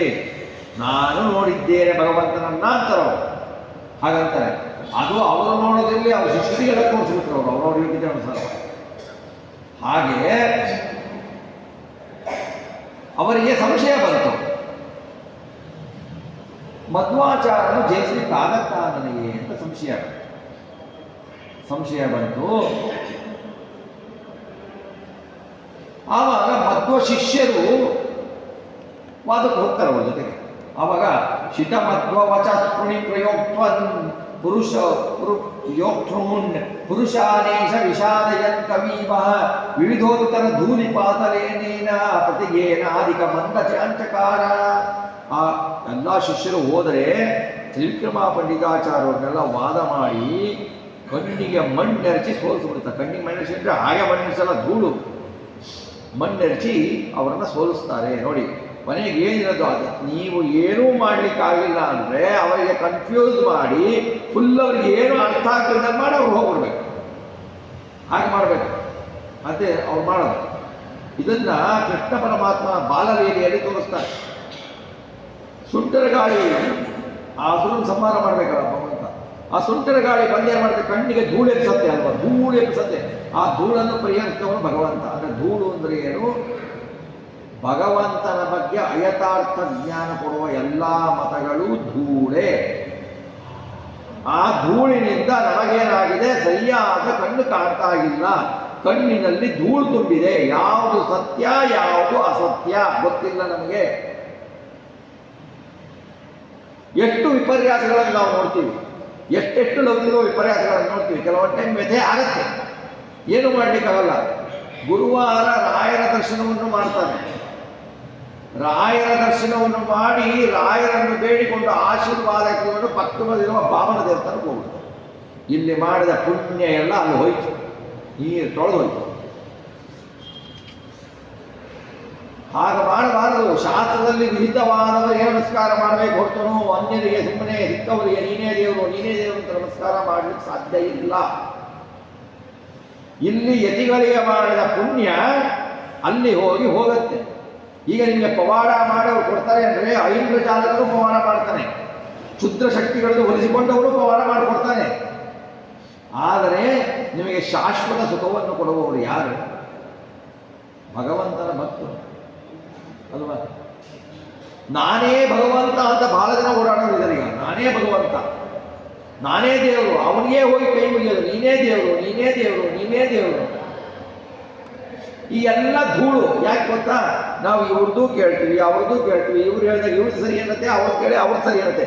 ಯಾವುದು ಗೊತ್ತಾಗಬೇಕು ಅಂತ ಸ್ವಚ್ಛ ದೃಢ ನಿರ್ಧಾರ ನಮ್ಮಲ್ಲೆಲ್ಲ, ಎಲ್ಲ ಧೂಳು ಧೂಳು ಧೂಳು. ಆ ಧೂಳನ್ನು ಪರಿಹರಿಸಿಕೊಳ್ಬೇಕು ನಾವು. ಆ ಧೂಳನ್ನು ಪರಿಹರಿಸಿಕೊಳ್ಬೇಕು ಅಂತಂದರೆ ಈ ಮಧ್ವಾಚಾರ ಚರಿತ್ರೆಯನ್ನು ಪ್ರತಿ ದಿವಸ ಒಂದು ಸರ್ಗ ಅಥವಾ ಒಂದು ಶ್ಲೋಕವನ್ನು ಹೇಳ್ತಾ ಭಕ್ತಿಯಿಂದ ಹೇಳ್ತಾ ಇರಿ. ಆ ಧೂಳುಗಳೆಲ್ಲ ಸಂದು ಹೋಗುತ್ತೆ.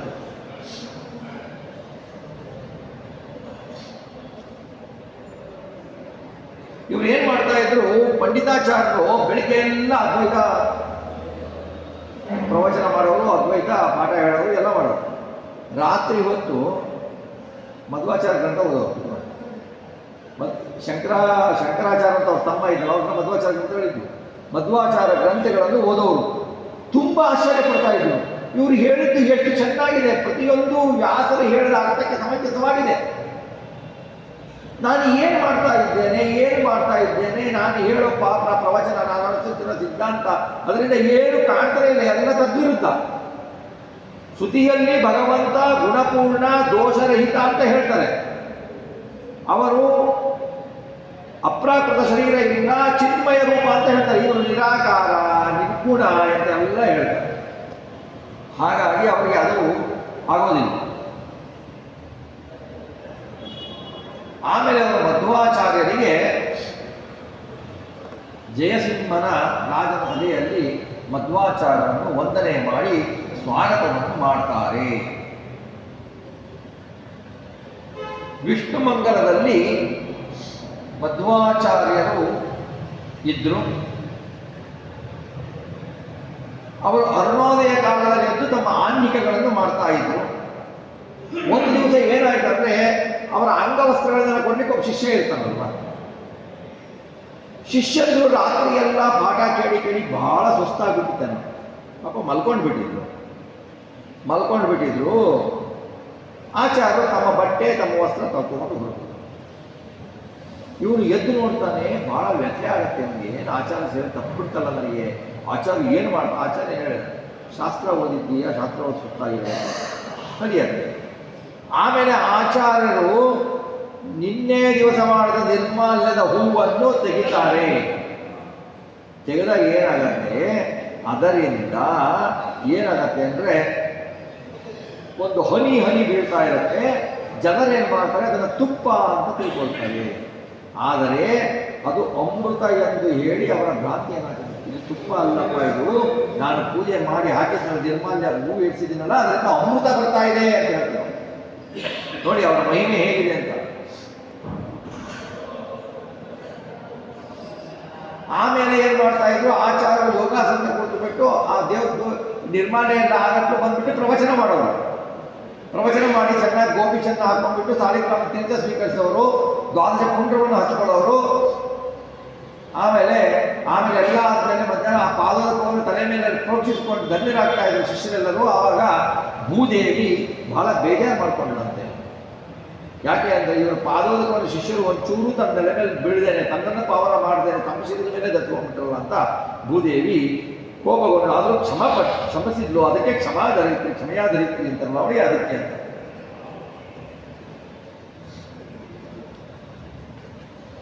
ಮಧ್ವಾಚಾರ ಆನ್ನಿಕ ಆ ಥರ ಇತ್ತು. ಮಧ್ವಾಚಾರ ಆನ್ನಿಕದ ವರ್ಣನೆ ಇದೆ. ಆನ್ನಿಕದ ವರ್ಣನೆಯಲ್ಲಿ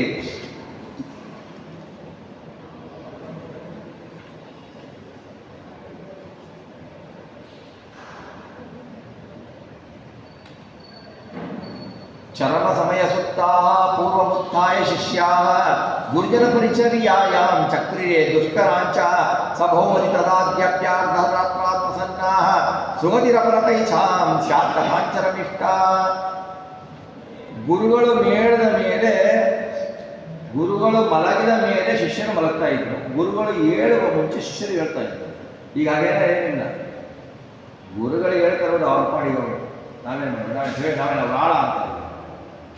ಹೀಗೆ ಗುರು ಶಿಷ್ಯರ ಸಂಬಂಧನೇ ಈ ಮಟ್ಟಕ್ಕೆ ಆಗೋಗಿದೆ. ಹೀಗೆ ಶಿಷ್ಯರಿಗೆ ಸದ್ಗತಿ ಹೇಗೆ ಮಾಡಲಿಲ್ಲ ಅಂದರೆ ಆಚಾರ ಸೇವೆಯನ್ನು ಅವರು ಮಾಡ್ತಾ ಇದ್ರು ಅಂತ ಹೇಳ್ತಾರೆ.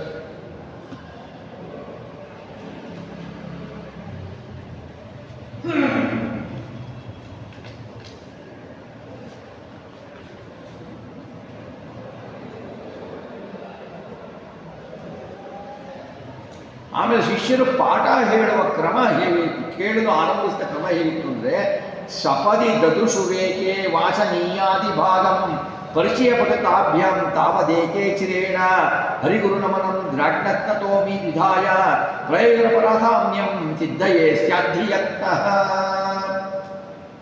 ಕೆಲವರು ತಾವು ಓದಬೇಕಾದ ಗ್ರಂಥದ ಆದಿ ಭಾಗವನ್ನು, ಮೊದಲನೇ ಭಾಗವನ್ನು ಮೊದಲೇ ಅಭ್ಯಾಸ ಮತ್ತು ಬುದ್ಧಿಗಳಿಂದ ತಾವು ಮಾಡ್ಕೊಂಡು ಬಿಟ್ಟಿದ್ರು. ಕೆಲವರು ಲೇಟಾಗಿ ನೋಡ್ತಾ ಇದ್ರು. ಕೆಲವರು ಆ ಶಿಷ್ಯರ ಪ್ರಯತ್ನ ಹರಿಗುರು ನಮನಗಳನ್ನು ಬೇಗನೆ ಮಾಡಿ ಸಾಮ್ಯವನ್ನು ಹೊತ್ತಾ ಇದ್ರು. ಏಕೆ ಅಂದರೆ ಎಲ್ಲರ ತಾರತಮ್ಯ. ಒಬ್ಬರು ಬೇಗನೆ ಗ್ರಹಿಸ್ತಾರೆ, ಒಬ್ಬರು ಬಹಳ ನಿಧಾನವಾಗಿ ಗ್ರಹಿಸ್ತಾರೆ, ಒಬ್ಬರು ಬರೀ ಶ್ರವಣ ಮಾಡ್ತಾರೆ ಅಲ್ವಾ, ಶ್ರವಣ ಮಾಡ್ತಾರೆ. ಹಾಗೆ ಅದು ವ್ಯತ್ಯಾಸ ಇರುತ್ತೆ ಅವರಿಗೆ. ಆಚಾರ್ಯರು ಪ್ರಾತಃ ಸಾಯದಲ್ಲಿ ಸೂರ್ಯನಿಗೆ ನಮಸ್ಕಾರ ಮಾಡ್ತಾ ಇದ್ರು. ಆಮೇಲೆ ಆಚಾರ್ಯ ಪಾಠದ ಕ್ರಮ ಹೇಗಿತ್ತು ಅಂತ ಹೇಳ್ತಾರೆ. ಸ್ವರಮಚನ ಕಾಲೇ ಮಂತ್ರಮೇವಾತ್ಯ ದಡ್ಡಿ ಸ್ಫುಟಮುಪನಿಷದಂತೆ ವಾಚಕೈರ್ವಾಚ್ಯಮಾನೆ ಪ್ರವಚನಮತಿ ಚಿತ್ರಂ ಪ್ರಾಣಭಾಜಾಭೂತೀನಾಂ ಅಮೃತಮಮೃತ ಭಾವಸ್ಯೈವ ಹೇತುಂಚಕಾರ. ಪಾಠದ ಆರಂಭದ ಸಮಯದಲ್ಲಿ ಶಿಷ್ಯರೆಂಬ ಗಂಭೀರ ಸ್ವರದಿಂದ ಬ್ರಹ್ಮಮೀಮಾಂಸಾ ಶಾಸ್ತ್ರ ಇದೆಯಲ್ಲ, ಉಪನಿಷತ್ ಭಾಷೆ ಅದನ್ನು ಸ್ಪಷ್ಟವಾಗಿ ಓದಲು ಪ್ರಾರಂಭಿಸ್ತಾರೆ. ಕೊನೆಯವರೆಗೂ ಅದನ್ನೇ ಹೇಳ್ತಾ ಇದ್ರು, ಕೊನೆಯವರೆಗೂ ಅದನ್ನೇ ಹೇಳ್ತಾರೆ. ನಮ್ದೇನಾಗ್ಬಿಡುತ್ತೆ, ಮೊದಲು ಹೇಳ್ತಾ ಇರ್ತೀವಿ, ಕಡಿಮೆ ಕಡಿಮೆ ಕಡಿಮೆ ಆಗ್ತಾ ಹೋಗುತ್ತೆ, ಕೊನೆಗೆ ಅದೆಲ್ಲ ಇರುತ್ತೆ, ನಾವೆಲ್ಲ ಇರ್ತೀವಿ, ಆಗಿರತ್ತೆ.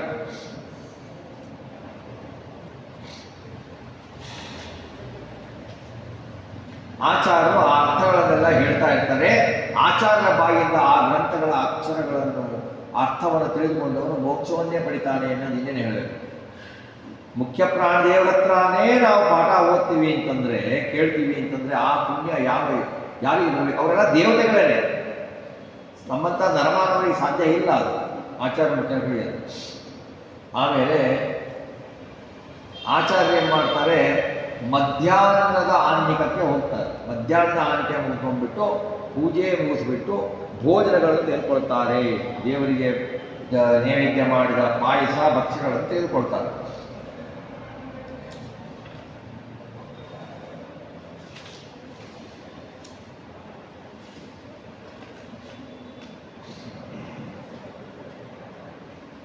ಪೂಜೆಗೆ ತರುವ ನೀರಿಗೆ ಏನಂತಾರೆ? ಅರ್ಘ್ಯೋದಕ ಅಂತಾರೆ. ಅದು ಕುಡಿದು ಉಳಿದ ನೀರಾಗಿರಬಾರ್ದು, ಕುಡಿದಿದ್ದ ನೀರಾಗಿರಬಾರ್ದು. ತಂಪಾಗಿ ತಣ್ಣಗೆ ಇರಬೇಕು, ದುರ್ವಾಸನೆ ಇರಬಾರ್ದು, ದುರ್ವಾಸನೆ ಇರಬಾರ್ದು. ಉಗುರು ಮುಟ್ಟಿರಬಾರ್ದು. ಕೈ ತೆಗೆದುಕೊಂಡು ಕಮಂಡಲದ ತುಂಬಿ ಸನ್ಯಾಸಿಗಳು ಬಾಯಿಯ ಉಸಿರು ತೆಗೆದುತ್ತಾರೆ, ಬಾಯಿಯ ಉಸಿರು ಕೂಡ ತೆಗೆದಬಾರ್ದು. ಹಿಡಿದು ಪಕ್ಕದಾಗ ಹಿಡ್ಕೊಂಡ್ಬಂದ್ಬಿಟ್ಟು ಆಚಾರ ಕುಡಿಯೋದ ಸ್ಥಳಕ್ಕೆ ಬರ್ತಾ ಇರ್ತಾರೆ. ಹೀಗೆ ತೆಗೆದುಕೊಂಡು ಬರಬೇಕು ನೀರನ್ನ. ಅದು ನೀರನ್ನು ತೆಗೆದುಕೊಂಡು ಬರ್ಬೇಕಾದ್ರೆ ಅದಕ್ಕೇನೆ ಅನ್ನೋದು ಮಧ್ವಾಚಾರ ಮುಂಚೆ ಹೇಳಿದ್ರು, ತಾವು ಪುಷ್ಪವನ್ನು ತರಬೇಕಾದ್ರೆ ಈ ಹನುಮಂತ ದೇವರು ತಾವು ದೇವರ ಪೂಜೆಗೆ ಅವರು ಪರ್ವತವನ್ನು ಎತ್ತದ ಕೂಡ ಅವರ ಶ್ರಮ ಪಡಲಿಲ್ಲ, ಅಷ್ಟು ಕಷ್ಟ ಆಗಲಿಲ್ಲ ಅವರಿಗೆ. ದೇವರ ರಾಮನ ಪೂಜೆಗೆ ಹೂವನ್ನು ತೆಗೆದುಕೊಂಡು ಬರುವುದು ಭಾಳ ಕಷ್ಟ ಆಯಿತು ಅಂದರೆ ಅವರು, ಯಾಕೆಂದರೆ ಅಷ್ಟು ಭಕ್ತಿ ಅವರಿಗೆ. ಯಾಕಂದರೆ ತಮ್ಮ ನೆರಳು ಬೀಳೋಗಿಲ್ಲ, ತಮ್ಮ ಉಸಿರು ಬೀಳೋಗಿಲ್ಲ. ಬರೀ ಬಾಯಿ ತಾಕಿದ್ರೆ ಎಂಜಿರಲ್ಲ, ಕೈ ಮುಟ್ಟಿದ್ರೆ ಕೈಯಿಂದ ಉಗುರು ತಗಲಿದ್ರೆ ಹೋಯ್ತು, ಉಸಿರು ಬಿತ್ತು ಅಂದರೆ ಎಂಜಿಲು, ಕಣ್ಣಿನಿಂದ ನೋಡಿ ಆಸೆ ಪಟ್ಟರೆ ಅಂದರೆ ಎಂಜಿಲು. ಯಾಕೆ ಪರದೆ ಹಾಕ್ತಾರೆ ನೈವೇದ್ಯಕ್ಕೆ? ಎಂಜಿಲು ನೋಡಬಾರ್ದು. ನಾವೇನಂತೀವಿ ಬಾಯಿನಲ್ಲಿ ಹಾಕಿದ್ರೆ ಮಾತ್ರ ಎಂಜಿಲು ಅಂತ ತಿಳ್ಕೊಂಡ್ಬಿಡ್ತೀವಿ. ಅದಲ್ಲ, ಅದು ಮಾಡಬಾರ್ದು.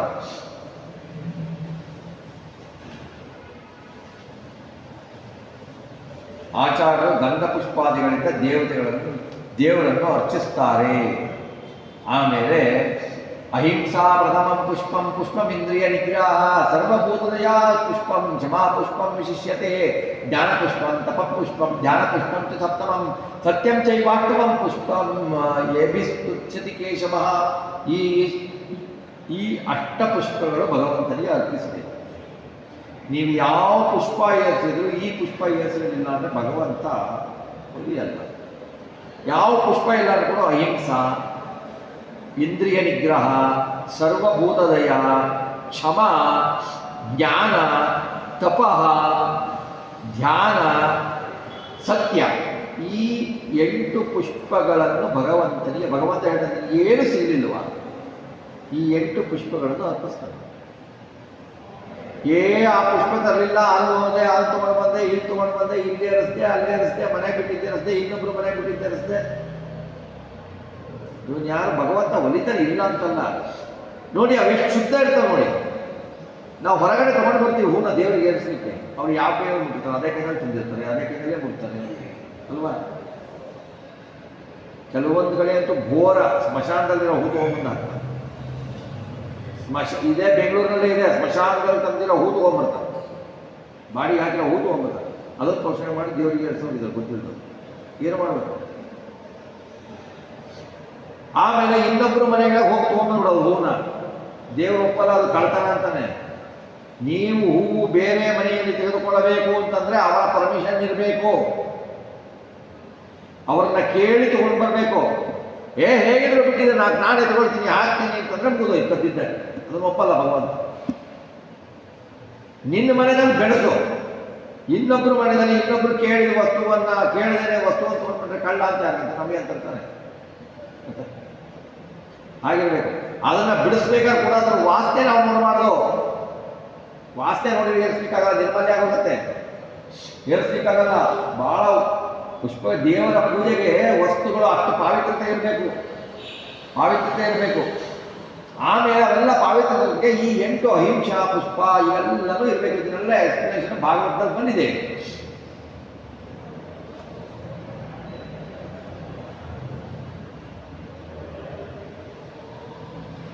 ಆಮೇಲೆ ಇವ್ರೇನ್ ಮಾಡ್ತಿದ್ರು, ಆಚಾರ್ಯರು ಹರಿಪ್ರಸಾದ ಗಂಧವನ್ನು ನೀರಾಗಿ ಮಾಡಿ ಎದೆ ತೋಡು ಎಲ್ಲ ಕಡೆ ಹಚ್ತಾ ಇದ್ರು. ಈಗೆಲ್ಲ ಏನಾಗ್ತದೆ, ನಮ್ಮವ್ರಿಗೆಲ್ಲ ಅದು ಹಚ್ಕೊಂಡ್ರೆ ನಾಚಿಕೆ, ಹಚ್ಕೊಂಡು ಹೋಗ್ತೀನಿ ಅಲ್ವಾ. ಸ್ವಲ್ಪ ಹಿಂಗೆ ಕಂಡು ಕಾಣಿಗೆ ಹಚ್ಕೊಂಡ್ಬಿಡೋದು, ಹಚ್ಕೊಳ್ಬೇಕು. ಚೆನ್ನಾಗಿ ಹೇಳ್ತಾರೆ, ಹರಿಗೆ ಅರ್ಪಿಸಿದ ಗಂಧವನ್ನು ಹಚ್ಕೊಳ್ಬೇಕು.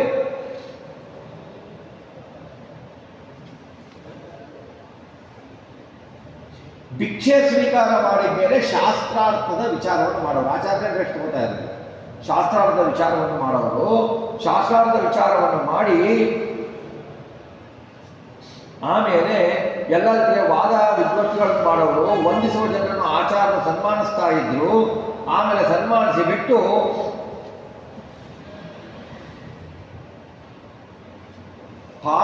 ಮಾಡಬೇಕಾದ್ರೆ ಆಚಾರ್ಯರು ಏನು ಪ್ರಕಾಶಿಸ್ತಾ ಇರ್ತಾರೋ ಮುಂಚೆ ಅದಕ್ಕಿಂತ 10 ಪಟ್ಟು ಪ್ರಕಾಶ ಜಾಸ್ತಿ ಆಗ್ತಾ ಇತ್ತು ಅವರು. ಆಮೇಲೆ ಮರಕತ ಮಣಿವರ್ಣೆ ಭೂತದಾತ್ರಿ ಪುರಂಧ್ರ್ಯ ಲಸ್ತಿ ಜಗದಿ ವಾಸಸ್ಯರ್ಧ ಲೀನಕ್ಷಣಾರ್ಧಂ ಅರುಣಧರಣಿ ಬಿಂಬ ಛತ್ಮನ ಪದ್ಮರಾಗ ಕಪಿಶಕರ ಕಲಾ ಪೋಲ್ಲಾಸ್ಯ ಭೂತ್ ಪ್ರೇಕ್ಷಣೀಯ. ಅವರ ನೀಲ ಸಮುದ್ರ ಭೂಮಿಯ ವಸ್ತ್ರದಂತಿದೆ, ಪಚ್ಚೆ ಮನೆಯಂತೆ ನೀಲ ಸಮುದ್ರ. ಸಾಯಂಕಾಲ ಕೆಂಪಾಗಿದೆ, ಸೂರ್ಯಮಂಡಲ ಕೆಂಪಾಗಿರುತ್ತೆ, ಅಸ್ತಮಿಸುವ ಸೂರ್ಯ. ಆಮೇಲೆ ಭೂದೇವಿ ಅರ್ಧ ಮಾತ್ರ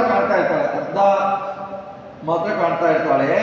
ನಸುಗೆಂಪು ಬಣ್ಣದ ಕಿರಣಗಳನ್ನು ಪದ್ಮರಾಗ ಮುಗಿಸ್ತಾ ಇರುತ್ತೆ. ಸಂಜೆ ಕಪ್ಪಾ ಸಮುದ್ರದಲ್ಲಿ ಮುಳುಗುತ್ತಿರುವ ಸೂರ್ಯನನ್ನು ಒಳ್ಳೆ ಕವಿತೆಯಿಂದ ನಾರಾಯಣ ಪಂಡಿತಾಚಾರ್ಯರು ವರ್ಣಿಸಿದ್ದಾರೆ. ಆಚಾರ್ಯರು ಸಾಯಂಕಾಲ ಸಂಧ್ಯಾ ಜಪಗಳನ್ನು ಮಾಡ್ತಾರೆ. ಇತರ ಬ್ರಾಹ್ಮಣರು ಸಂಧ್ಯಾವಂದನೆಯನ್ನು ಮಾಡ್ತಾರೆ. ಅಗ್ನಿಹೋತ್ರಿಗಳು ಅಗ್ನಿಹೋತ್ರವನ್ನು ಮಾಡ್ತಾರೆ. ಚಂದ್ರೋದಯ ಆಗುತ್ತೆ. ಆವಾಗ ರಾತ್ರಿ ಹಗಲು ಅದಕ್ಕೆ ತಕ್ಕಂತೆ ಅವರಿಗೆ ದುಃಖಗಳನ್ನು ಕೊಡುತ್ತೆ.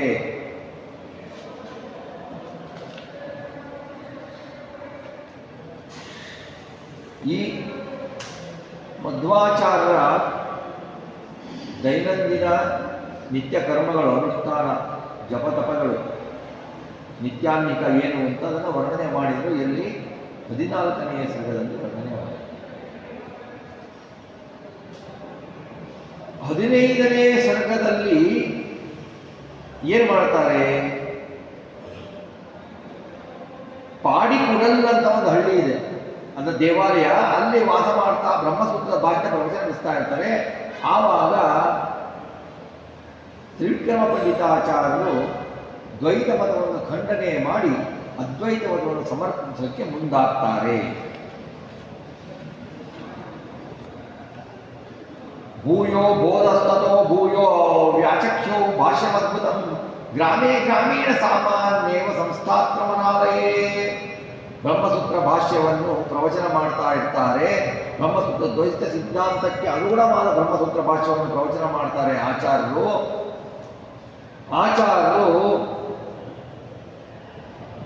ತಮ್ಮ ಎದುರಿಗೆ ತ್ರಿವಿಕ್ರಮ ಪಂಡಿತಾಚಾರ್ಯ ನಿಂತಿದ್ದನ್ನು ನೋಡ್ತಾರೆ.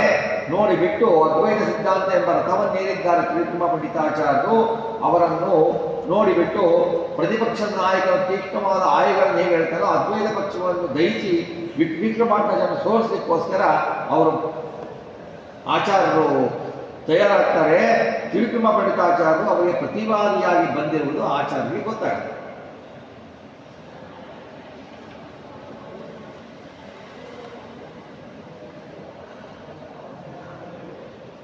ತ್ರಿವಿಕ್ರಮ ಪಂಡಿತಾಚಾರ್ಯರು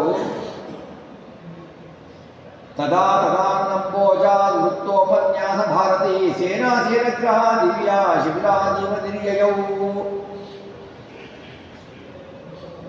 ತ್ರಿವಿಕ್ರಮ ಪಂಡಿತಾಚಾರ್ಯರು ಏನು ಕೇಳಬೇಕು ಅಂತಾರೆ ಆಚಾರ್ಯ ಬಾಯಿಯಿಂದ ಅಲೌಕಿಕವಾದ ಶ್ರೀಮನ್ ನಾರಾಯಣ ಸರ್ವೋತ್ತಮ ಎಂದು ಸಾಧಿಸುವಲ್ಲಿ ಉಪನ್ಯಾಸವಾದ ಭಾರತೀಯ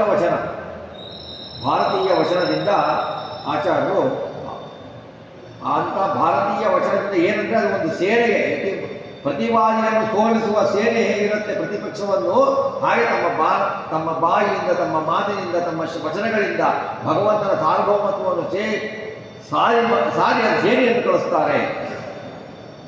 ಉಪನ್ಯಾಸ ಆಚಾರ ಬಾಯಿಯಿಂದ ತಡೆಯಿಲ್ಲದೆ ನಡೆಯುತ್ತೆ. ಗಂಟೆಗಟ್ಟಲೆ ನಡೆಯುತ್ತೆ, ದಿವಸಗಟ್ಟಲೆ, ಅವ್ರಿಗೆ ಶ್ರಮ ಇದೆ, ನಡೆಯುತ್ತೆ. ಆವಾಗ ಭಾರತೀ ದೇವಿ ಸೇವೆ ಮಾಡ್ತಾಳೆ. ಮುಖ್ಯ ಪ್ರಾಣದ ಹೆಂಡತಿ ಅಲ್ವಾ ಭಾರತೀ ದೇವಿ. ಅವಳು ಆಚಾರ್ಯರ ಬಾಯಿನಲ್ಲಿ ನಿಂತುಬಿಟ್ಟು ಆ ವೇದವಾಕ್ಯವನ್ನು ಹೊರಡಿಸ್ತಾಳೆ, ಸೇವೆ ಮಾಡ್ತಾಳೆ. ಆಚಾರ್ಯ ಸೇವೆ ಮಾಡ್ತಾಳೆ.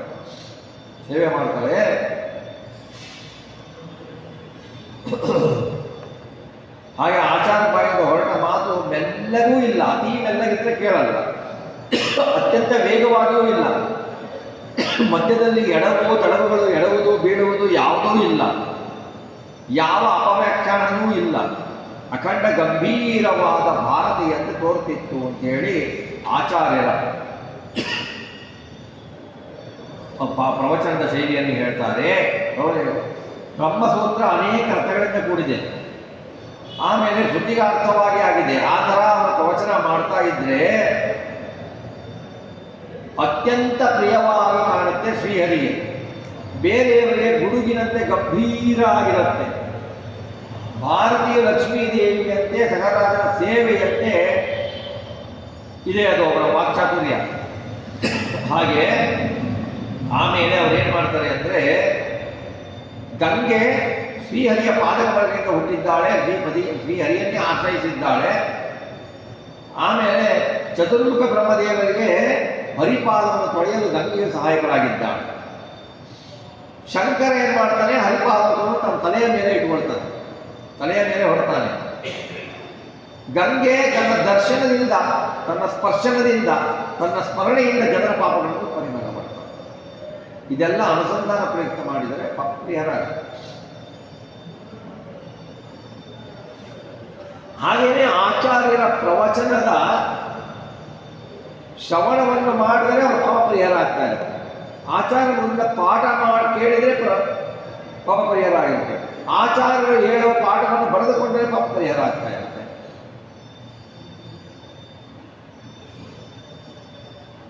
ನಾರಾಯಣೋ ಅನಂತಗುಣೋ ಬ್ರಹ್ಮಾಖ್ಯೋ ವೇದವೇದ್ಯ ವಿಶ್ವಕರ್ತೇತಿ ವಿಶ್ವಜ್ಞ ಕೃತ್ಯಾಯುಕ್ತ್ಯಾಪ್ಯ ಸೀಷತತೆ. ವಿಷ್ಣು ನಾರಾಯಣೋ ಅನಂತಗುಣೋ ಬ್ರಹ್ಮಾಖ್ಯೋ ವೇದವೇದಿತ. ಸಕಲ ವೇದಗಳಿಂದ ವೇದಿತನಾದವನು ವಿಷ್ಣು. ನಾರಾಯಣ ಅನಂತ ಗುಣ, ಅನಂತ ಗುಣಗಳನ್ನು ಅವನ ಗುಣಗಳಿಗೆ ಎಣಿಕೆ ಇಲ್ಲ, ಅವನ ಗುಣಗಳ ಎಣಿಕೆ ಇಲ್ಲ. ನಾರಾಯಣ, ನಾರಾಯಣ ಅಂದರೆ ನಾರ ಅಂದರೆ ನೀರು, ನೀರಿಗೆ ಆಶ್ರಯ, ನೀರಿಗೆ ಆಶ್ರಯನಾದವನು, ನೀರಿನಲ್ಲಿ ಮಲಗಿರುವವನು ನಾರಾಯಣ. ಅದು ಅಸಾಧಾರಣ ಧರ್ಮ. ಅದು ಯಾವ ದೇವತೆಗಳಿಗೂ ಇಲ್ಲ. ನೀರಿನಲ್ಲಿ ಮಲಗಿದವರು ಯಾವ ದೇವತೆ, ಬ್ರಹ್ಮನೂ ಇಲ್ಲ, ರುದ್ರನೂ ಇಲ್ಲ, ಇಂದ್ರನೂ ಇಲ್ಲ. ಅಸಾಧಾರಣ ಧರ್ಮ. ಆಮೇಲೆ ನಾರ ಅಂದರೆ ನೀರು ಅಂದರೆ ವೇದ, ವೇದಗಳಿಂದ ಆಶ್ರಯನಾದವನು. ವೇದಗಳು ಭಗವಂತನನ್ನೇ ಹೇಳ್ತಾ ಇದೆ. ನಾರ ಅಂದರೆ ನರಸಂಬಂಧಿ, ನರಸಂಬಂಧಿ ನಾರಾಯಣ. ನಾರ ಅಂದರೆ ನರನಲ್ಲಿ ಉತ್ತಮ, ಜೀವೋತ್ತಮ, ಜೀವೋತ್ತಮನಿಗೆ ಆಶ್ರಯನಾದವನು ಪರಮಾತ್ಮ. ಅರ ಅಂದರೆ ದೋಷ, ನ ಅರ ಅಯನ, ದೋಷಗಳಿಗೆ ಆಶ್ರಯ ಇಲ್ಲದವನು ನಾರಾಯಣ. ಬಹಳ ಅರ್ಥಗಳಿದ್ದಾವೆ. ನಾರಾಯಣ ಅನಂತ ಗುಣ, ಅವನು ಅನಂತ ಗುಣವುಳ್ಳವನು. ವಿಶ್ವಕರ್ತ, ವಿಶ್ವಕರ್ತ ಅಂದರೆ ಏನು? ಜಗತ್ತಿನ ಸೃಷ್ಟಿಯಾದಿ ಸಮಸ್ತ ವ್ಯಾಪಾರಗಳನ್ನು ಭಗವಂತನೇ ಮಾಡುವ ಸೃಷ್ಟಿಕರ್ತ. ಅವನ ಕ್ರಿಯೆಯಿಂದ ಅವನಿಗೆ ಪ್ರಯೋಜನ ಇದೆಯಾ? ಇಲ್ಲ, ಅವನ ಪ್ರಯೋಜನ ಇಲ್ಲ. ಅದಕ್ಕೆ ದಾಸರು ಪ್ರಯೋಜನವಿಲ್ಲದನೆ ಅಂತಲೇ ಹೇಳ್ತಾರೆ ದಾಸರು. ಅವನು ಸೃಷ್ಟಿ ಮಾಡೋದ್ರಿಂದ ಅವನಿಗೇನು ಪ್ರಯೋಜನ ಇದೆಯಾ? ಇಲ್ಲ. ಅವನು ಪಾಲನೆ ಮಾಡೋದ್ರಿಂದ ಅವನಿಗೇನು ಪ್ರಯೋಜನ ಇದೆಯಾ? ಇಲ್ಲ. ಅವನು ಲಯ ಮಾಡೋದ್ರಿಂದ ಅವನಿಗೇನು ಪ್ರಯೋಜನ ಇದೆಯಾ? ಇಲ್ಲ. ಯಾಕೆ ಲಯವನ್ನು ಮಾಡ್ತಾನೆ ಭಗವಂತ? ಸೃಷ್ಟಿಯನ್ನು ಯಾಕೆ ಮಾಡ್ತಾನೆ? ಜೀವಿಗಳ ಉದ್ಧಾರಕ್ಕೆ, ಜೀವಿಗಳ ಸಾಧನೆ ಮಾಡಲಿಕ್ಕೆ ಸೃಷ್ಟಿ ಮಾಡ್ತಾನೆ. ಹಳೆಯ ಕಾಲದಲ್ಲಿ ಇನ್ನೇನು ಸೃಷ್ಟಿ ಆಗಬೇಕು ಅನ್ನೋ ಸಮಯದಲ್ಲಿ ಭಗವಂತ ಮಲಗಿದ್ದಾಗ ಯಾರೂ ಇರಲಿಲ್ಲ, ಎಲ್ಲ ಬ್ರಹ್ಮಾದಿಗಳು ಉದರದಲ್ಲಿ ಸೇರಿಕೊಂಡಾಗ ದುರ್ಗಾದೇವಿ ಎದುರಿಗೆ ನಿಂತು ಭಗವಂತನನ್ನು ಸ್ತೋತ್ರ ಮಾಡ್ತಾಳೆ. ಭಗವಂತ ಎದ್ದೇಳು, ಸೃಷ್ಟಿ ಮಾಡು ಅಂತ. ಇದೇ ಭಾಗವತದಲ್ಲಿ ಬರುವ ಶ್ರುತಿಗೀತೆ. ಭಾಗವತದಲ್ಲಿ ಬರುವ ಶ್ರುತಿಗೀತೆ ಅದ್ಭುತ. ದುರ್ಗಾದೇವಿ ಹೇಳಿದರೆ ಭಗವಂತನಿಗೆ ಹೇಳು, ಸೃಷ್ಟಿ ಮಾಡು. ಭಗವಂತ ನಿದ್ದೆ ಮಾಡಿಲ್ಲ, ಅದು ಬೇರೆ ಪ್ರಶ್ನೆ. ದುರ್ಗಾದೇವಿ ಸೃಷ್ಟಿಪಡ್ತಾನೆ, ಹೇಳು, ಸೃಷ್ಟಿ ಮಾಡು ಭಗವಂತ. ನಿನಗೇನಿಲ್ಲ, ನಿನ್ನ ಹೊಟ್ಟೆಯಲ್ಲಿದ್ದಾರಲ್ಲ ಜೀವಿಗಳು, ಅವ್ರು ಸಾಧನೆ ಮಾಡ್ಬೇಕಲ್ವಾ? ಯಾವಾಗಲೂ ಮಲಗಿದ್ರೆ ಸಾಧನೆ ಏನು ಮಾಡ್ತಾರೆ ಅವರು? ಹೊರಗೆ ಹಾಕವ್ರನ್ನ ಅಂತ ಪುಸ್ತಕ. ಬಹಳ ಅದ್ಭುತವಾಗಿದೆ ಶ್ರುತಿಗೀತೆ ದುರ್ಗಾದೇವಿದು. ಆಮೇಲೆ ಲಯ ನೋಡಿ, ಭಗವಂತನ ಕಾರುಣ್ಯ ಹೇಗಿದೆ ಲಯದಲ್ಲಿ. ನಾವು ಜೀವರು, ಸಮಸ್ತ ಜೀವರು ಹುಟ್ಟು ಸಾವು, ಹುಟ್ಟು ಸಾವು, ಹುಟ್ಟು ಸಾವು, 84 ಲಕ್ಷ ಯೋನಿಗಳಿಗೆ ಬರ್ತಾರೆ ಹೋಗ್ತಾರೆ, ಬರ್ತಾರೆ ಹೋಗ್ತಾರೆ, ಬರ್ತಾರೆ ಹೋಗ್ತಾರೆ. 83,99,999 ಜನ್ಮ ಮನುಷ್ಯ ಜನ್ಮ. ಈ ಮನುಷ್ಯ ಜನ್ಮ ಮೇಲೆ ಏರಿ ಮುಂದೆ ಏನು ಇಲ್ರಿ, ಮುಂದೆ ಇನ್ನೇನು ಮೆಟ್ಲಿಲ್ಲ, ಮುಂದೆ ಹೋಗ್ಬೇಕು, ಮೋಕ್ಷಕ್ಕೆ ಹೋಗ್ಬೇಕು, ಆ ಕಡೆ ಹೋಗ್ಬೇಕು. ಅಲ್ಲಿಂದ ನಾವೇನು ಮಾಡ್ತೀವಿ ಅಂದರೆ ನಾವು ಕೆಳಗಡೆನೇ ಬೀಳ್ತೀವಿ, ಮತ್ತೆ ಕೆಳಗಡೆಯಿಂದ ಹತ್ತುಗಳು ಬರ್ತೀವಿ ಅಲ್ವಾ. ಅದಕ್ಕೆ ಮೇಲೆ ಹತ್ತದವರು ಬಿದ್ದರೆ ಭಾಳ ಪೆಟ್ಟಾಗತ್ತೆ. ನೀವು ಇಲ್ಲೇ ನೆಲದ ಮೇಲೆ ಬಿದ್ದರೆ ಪೆಟ್ಟು ಜಾಸ್ತಿ ಇಲ್ಲ, ಫಸ್ಟ್ ಫ್ಲೋರಿಂದ ಬಿದ್ದರೆ ಪೆಟ್ಟು ಜಾಸ್ತಿ. 23ನೇ ಅಂಗಡಿ ಮಾಡಿಯಿಂದ ಬಿದ್ದರೆ ಹೋಗೇ ಬಿಡ್ತಾನೆ. ಮೇಲೆ ಏರಿದವನು ಬಿದ್ದರೆ ಏನು ಬಂದು ಹೋಯ್ತಲ್ವ. ಹಾಗೆ ಅವನು ಹುಟ್ಟು ಸಾವು ಹುಟ್ಟು ಸಾವು ಹುಟ್ಟು ಸಾವು, ಹುಟ್ಟೋದು, ಸ್ವರ್ಗಕ್ಕೆ ಹೋಗೋದು, ನರಕಕ್ಕೆ ಹೋಗೋದು, ಸಾಯೋದು ಮಾಡಿ ಮಾಡಿ ಜೀವ ದಣಿತಾ ಇರ್ತಾನೆ. ಸುಸ್ತಾಗಿಬಿಟ್ಟಿರುತ್ತೆ, ಶ್ರಮ ಆಗಿಬಿಟ್ಟಿರುತ್ತೆ. ಆ ಶ್ರಮವನ್ನು ಪರಿಹಾರ ಮಾಡಬೇಕು. ಹೇಗೆ ಮಾಡಬೇಕು? ನಾವು ದಿವಸ ಪೂರ್ತಿ ಕೆಲಸ ಮಾಡ್ತೀವಿ. ನೀವು ನೋಡ್ತೀರಾ, ನಾಳೆ ಮಧ್ಯಾಹ್ನ ದಿವಸ ಶ್ರಮ ಪಟ್ಟಿರ್ತೀರ, ಕೆಲಸ ಮಾಡ್ತೀರ. ಕೆಲಸ ಮಾಡಿ ರಾತ್ರಿ ಮಲಗತ್ಲು ಒಳ್ಳೆ ನಿದ್ದೆ ಬರುತ್ತೆ. ಅಯ್ಯೋ ಚೆನ್ನಾಗಿ ನಿದ್ದೆ ಬಂತಪ್ಪ, ಸುಖ ಆಯಿತು, ನಮಗೆ ಶ್ರಮ ಎಲ್ಲ ಪರಿಹಾರ ಆಯಿತು ಅಲ್ವಾ, ಹೇಳ್ತಿರ್ತಾನೆ, ಶ್ರಮ ಪರಿಹಾರ ಆಯಿತು ಅಂತ. ಹಾಗೆಯೇ ಭಗವಂತ ಈ ಜೀವ ಸಂಸಾರದಿಂದ ಒಂದು ಜೀವ ಒಂದೇಹ ಅನಂತ ಸಂಸಾರದ ಜೀವ ದೇಹಗಳನ್ನು ಗಳಿಸಿ ಬಂದು ಸ್ವರ್ಗ ನರಕ ಭೂಮಿ ಬಂದು ಸುಸ್ತಾಗಿ ಪ್ರಳಯದ ಕಾಲದಲ್ಲಿ ಭಗವಂತ ನಮ್ಮನ್ನು ಕರ್ಕೊಂಡ್ಬಿಟ್ಟು ನಮ್ಮ ಹೊಟ್ಟೆ ಒಳಗೆ ಹಾಕೊಂಡ್ಬಿಟ್ಟು ಮಲ್ಕೊಳೆಯ ನೀನು ಅಂತ ರೆಸ್ಟ್ ಕೊಡ್ತಾನೆ ಭಗವಂತ. ಅಂತ ಕರುಣೆ ಯಾರಿದ್ದಾರೆ ರೀ? ಕರುಣೆ ಯಾರಿಗಿದೆ ಅಂತ ಕರುಣೆ? ಭಗವಂತ ಪ್ರಳಯದ ಕಾಲದಲ್ಲಿ ಅದನ್ನ ಟೀಕಾಚಾರ್ಯರು ಬಹಳ ಚೆನ್ನಾಗಿ ವರ್ಣನೆ ಮಾಡ್ತಾರೆ. ಟೀಕಾಚಾರ್ಯರು ತಮ್ಮ ಗ್ರಂಥಗಳಲ್ಲಿ ಬಹಳ ಚೆನ್ನಾಗಿ ವರ್ಣನೆ ಮಾಡ್ತಾರೆ. ಎಷ್ಟು ಆಯಾಸ ಹೋಗಿದೆ ಜೀವನಿಗೆ, ಅವನ ಮೇಲೆ ಏನು ಕರುಣೆ, ಭಗವಂತನ ಏನು ಕರುಣೆ. ಅಷ್ಟು ಆಯಾಸ ಆದವನ್ನ ತನ್ನ ಹೊಟ್ಟೆನಲ್ಲಿ ಮಲಗಿಸಿಕೊಂಡು ನಿದ್ರೆಯನ್ನು ಕೊಡ್ತಾನೆ. ಮತ್ತೆ ಅವನು ಸೃಷ್ಟಿಯನ್ನು ಕೊಡಬೇಕಾದ್ರೆ ಕಳಿಸ್ತಾನೆ. ಈ ಸುಖ, ಈ ನಿದ್ರೆ ಇಲ್ಲ ಭಗವಂತನ ಉದರದಲ್ಲಿ ನಾವು ಪ್ರವೇಶ ಮಾಡಿ ಕೊಡಲಿಲ್ಲ ಭಗವಂತ ಅಂದಿದ್ದರೆ ನಾವು ಎಷ್ಟು ಶ್ರಮ ಪಡಬೇಕು. 4 ಕಿಲೋಮೀಟರ್ ವಾಕ್ ಹೋದ್ರೆ ನಮ್ಮ ಕೈಯಾಗಲ್ಲ. ಊಟ ಜಾಸ್ತಿ ತಿಂದ್ರಾಗಲ್ಲ, ಕಡಿಮೆ ತಿಂದ್ರಾಗಲ್ಲ. ಅಯ್ಯೋ ಕೇಳಿ, ಊಟ ಜಾಸ್ತಿ ಆಗೋಯ್ತು ಸುಸ್ತಾಗೋಯ್ತು, ಅಯ್ಯೋ ಊಟ ಕಡಿಮೆ ಆಗೋಯ್ತು ಸುಸ್ತಾಗೋಯ್ತು. ಕಡಿಮೆನೂ ಆದರೂ ಸುಸ್ತೆ, ಜಾಸ್ತಿ ಆದರೂ ಸುಸ್ತೆ, ನಿದ್ದೆ ಜಾಸ್ತಿ ಆದರೂ ಸುಸ್ತೆ, ನಿದ್ದೆ ಕಡಿಮೆ ಆದರೂ ಸುಸ್ತೆ. ನಾವು ಯಾವಾಗಲೂ ನಮ್ಮಲ್ಲಿರೋದೇ ಸುಸ್ತು, ಜಾಡ್ಯ.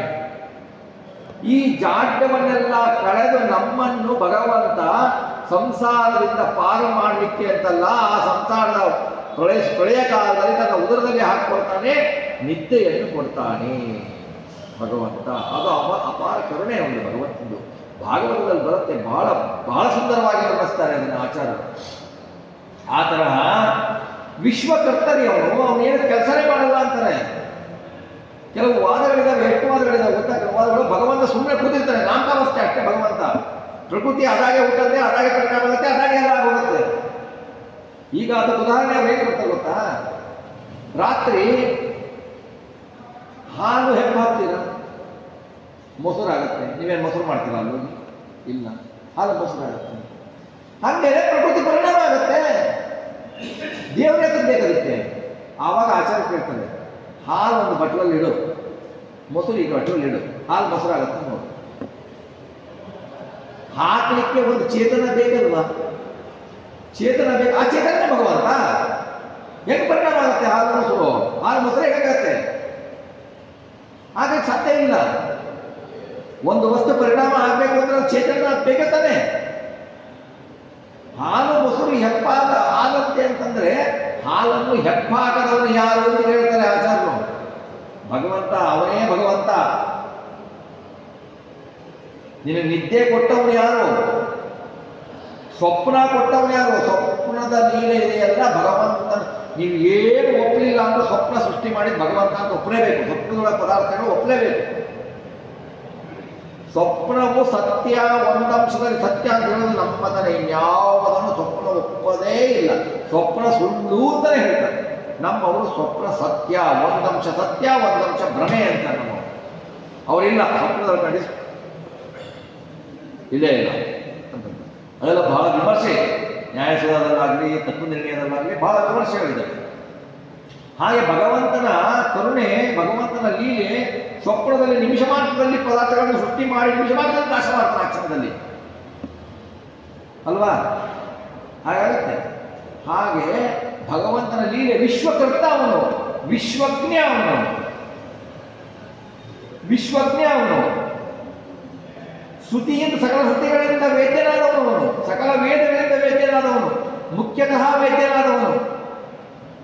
ಅಂತಹ ಭಗವಂತ ವೇದ ಮತ್ತು ಅನುಮಾನದ ಪ್ರಮಾಣಗಳಿಂದ ಭಗವಂತ ಹೀಗಿದ್ದಾನೆ ಅಂತ ಸಾಧಿಸ್ತಾರೆ ಆಚಾರ್ಯರು ಅನ್ನುವಲ್ಲಿಗೆ ಇವತ್ತಿನ ಚಿಂತನವನ್ನು ಶ್ರೀಕೃಷ್ಣನಿಗೆ ಅರ್ಪಿಸೋಣ. ಭಾರತೀಯ ಮುಖ್ಯಮಂತ್ರಿ ಲಕ್ಷ್ಮೀನಾರಾಯಣನಿಗೆ ಅರ್ಪಿಸೋಣ. ನಾಳಿನ ದಿವಸ 15ನೇ ಸರ್ಗ ಬಹಳ ದೊಡ್ಡದಿದೆ, 100ಕ್ಕಿಂತ ಅಧಿಕ ಶ್ಲೋಕಗಳಿದ್ದಾವೆ ಅದರಲ್ಲಿ. ನಾಳೆ 15ನೇ ಸರ್ಗವನ್ನು ಮುಗಿಸಿ 16ನೇ ಸರ್ಗವನ್ನು ಸ್ವಲ್ಪ ಒಂದು 4-5 ಶ್ಲೋಕವನ್ನು ಚಿಂತಿಸಿಬಿಟ್ಟು ನಾಡಿದ್ದು ಮಂಗಳಕ್ಕೆ ನಾವು ಸಿದ್ಧರಾಗೋಣ. ಇವತ್ತಿನ ಚಿಂತನೆಯನ್ನು ಭಾರತೀಯ ಮುಖ್ಯ ಪ್ರಾಣಾಂತಕ ಲಕ್ಷ್ಮೀನಾರಾಯಣನಿಗೆ ಅರ್ಪಿಸೋಣ. ಶ್ರೀಕೃಷ್ಣಾರ್ಪಣಮಸ್ತು. ಕಾಯೇನ ವಾಚಾ ಮನಸೇಂದ್ರಿಯೈರ್ವಾ ಅಧ್ಯಾತ್ಮನಾಮ ಸ್ವಭಾವತ್ ಕರೋತಿ ಯಜ್ಜ ಸಕಲಂ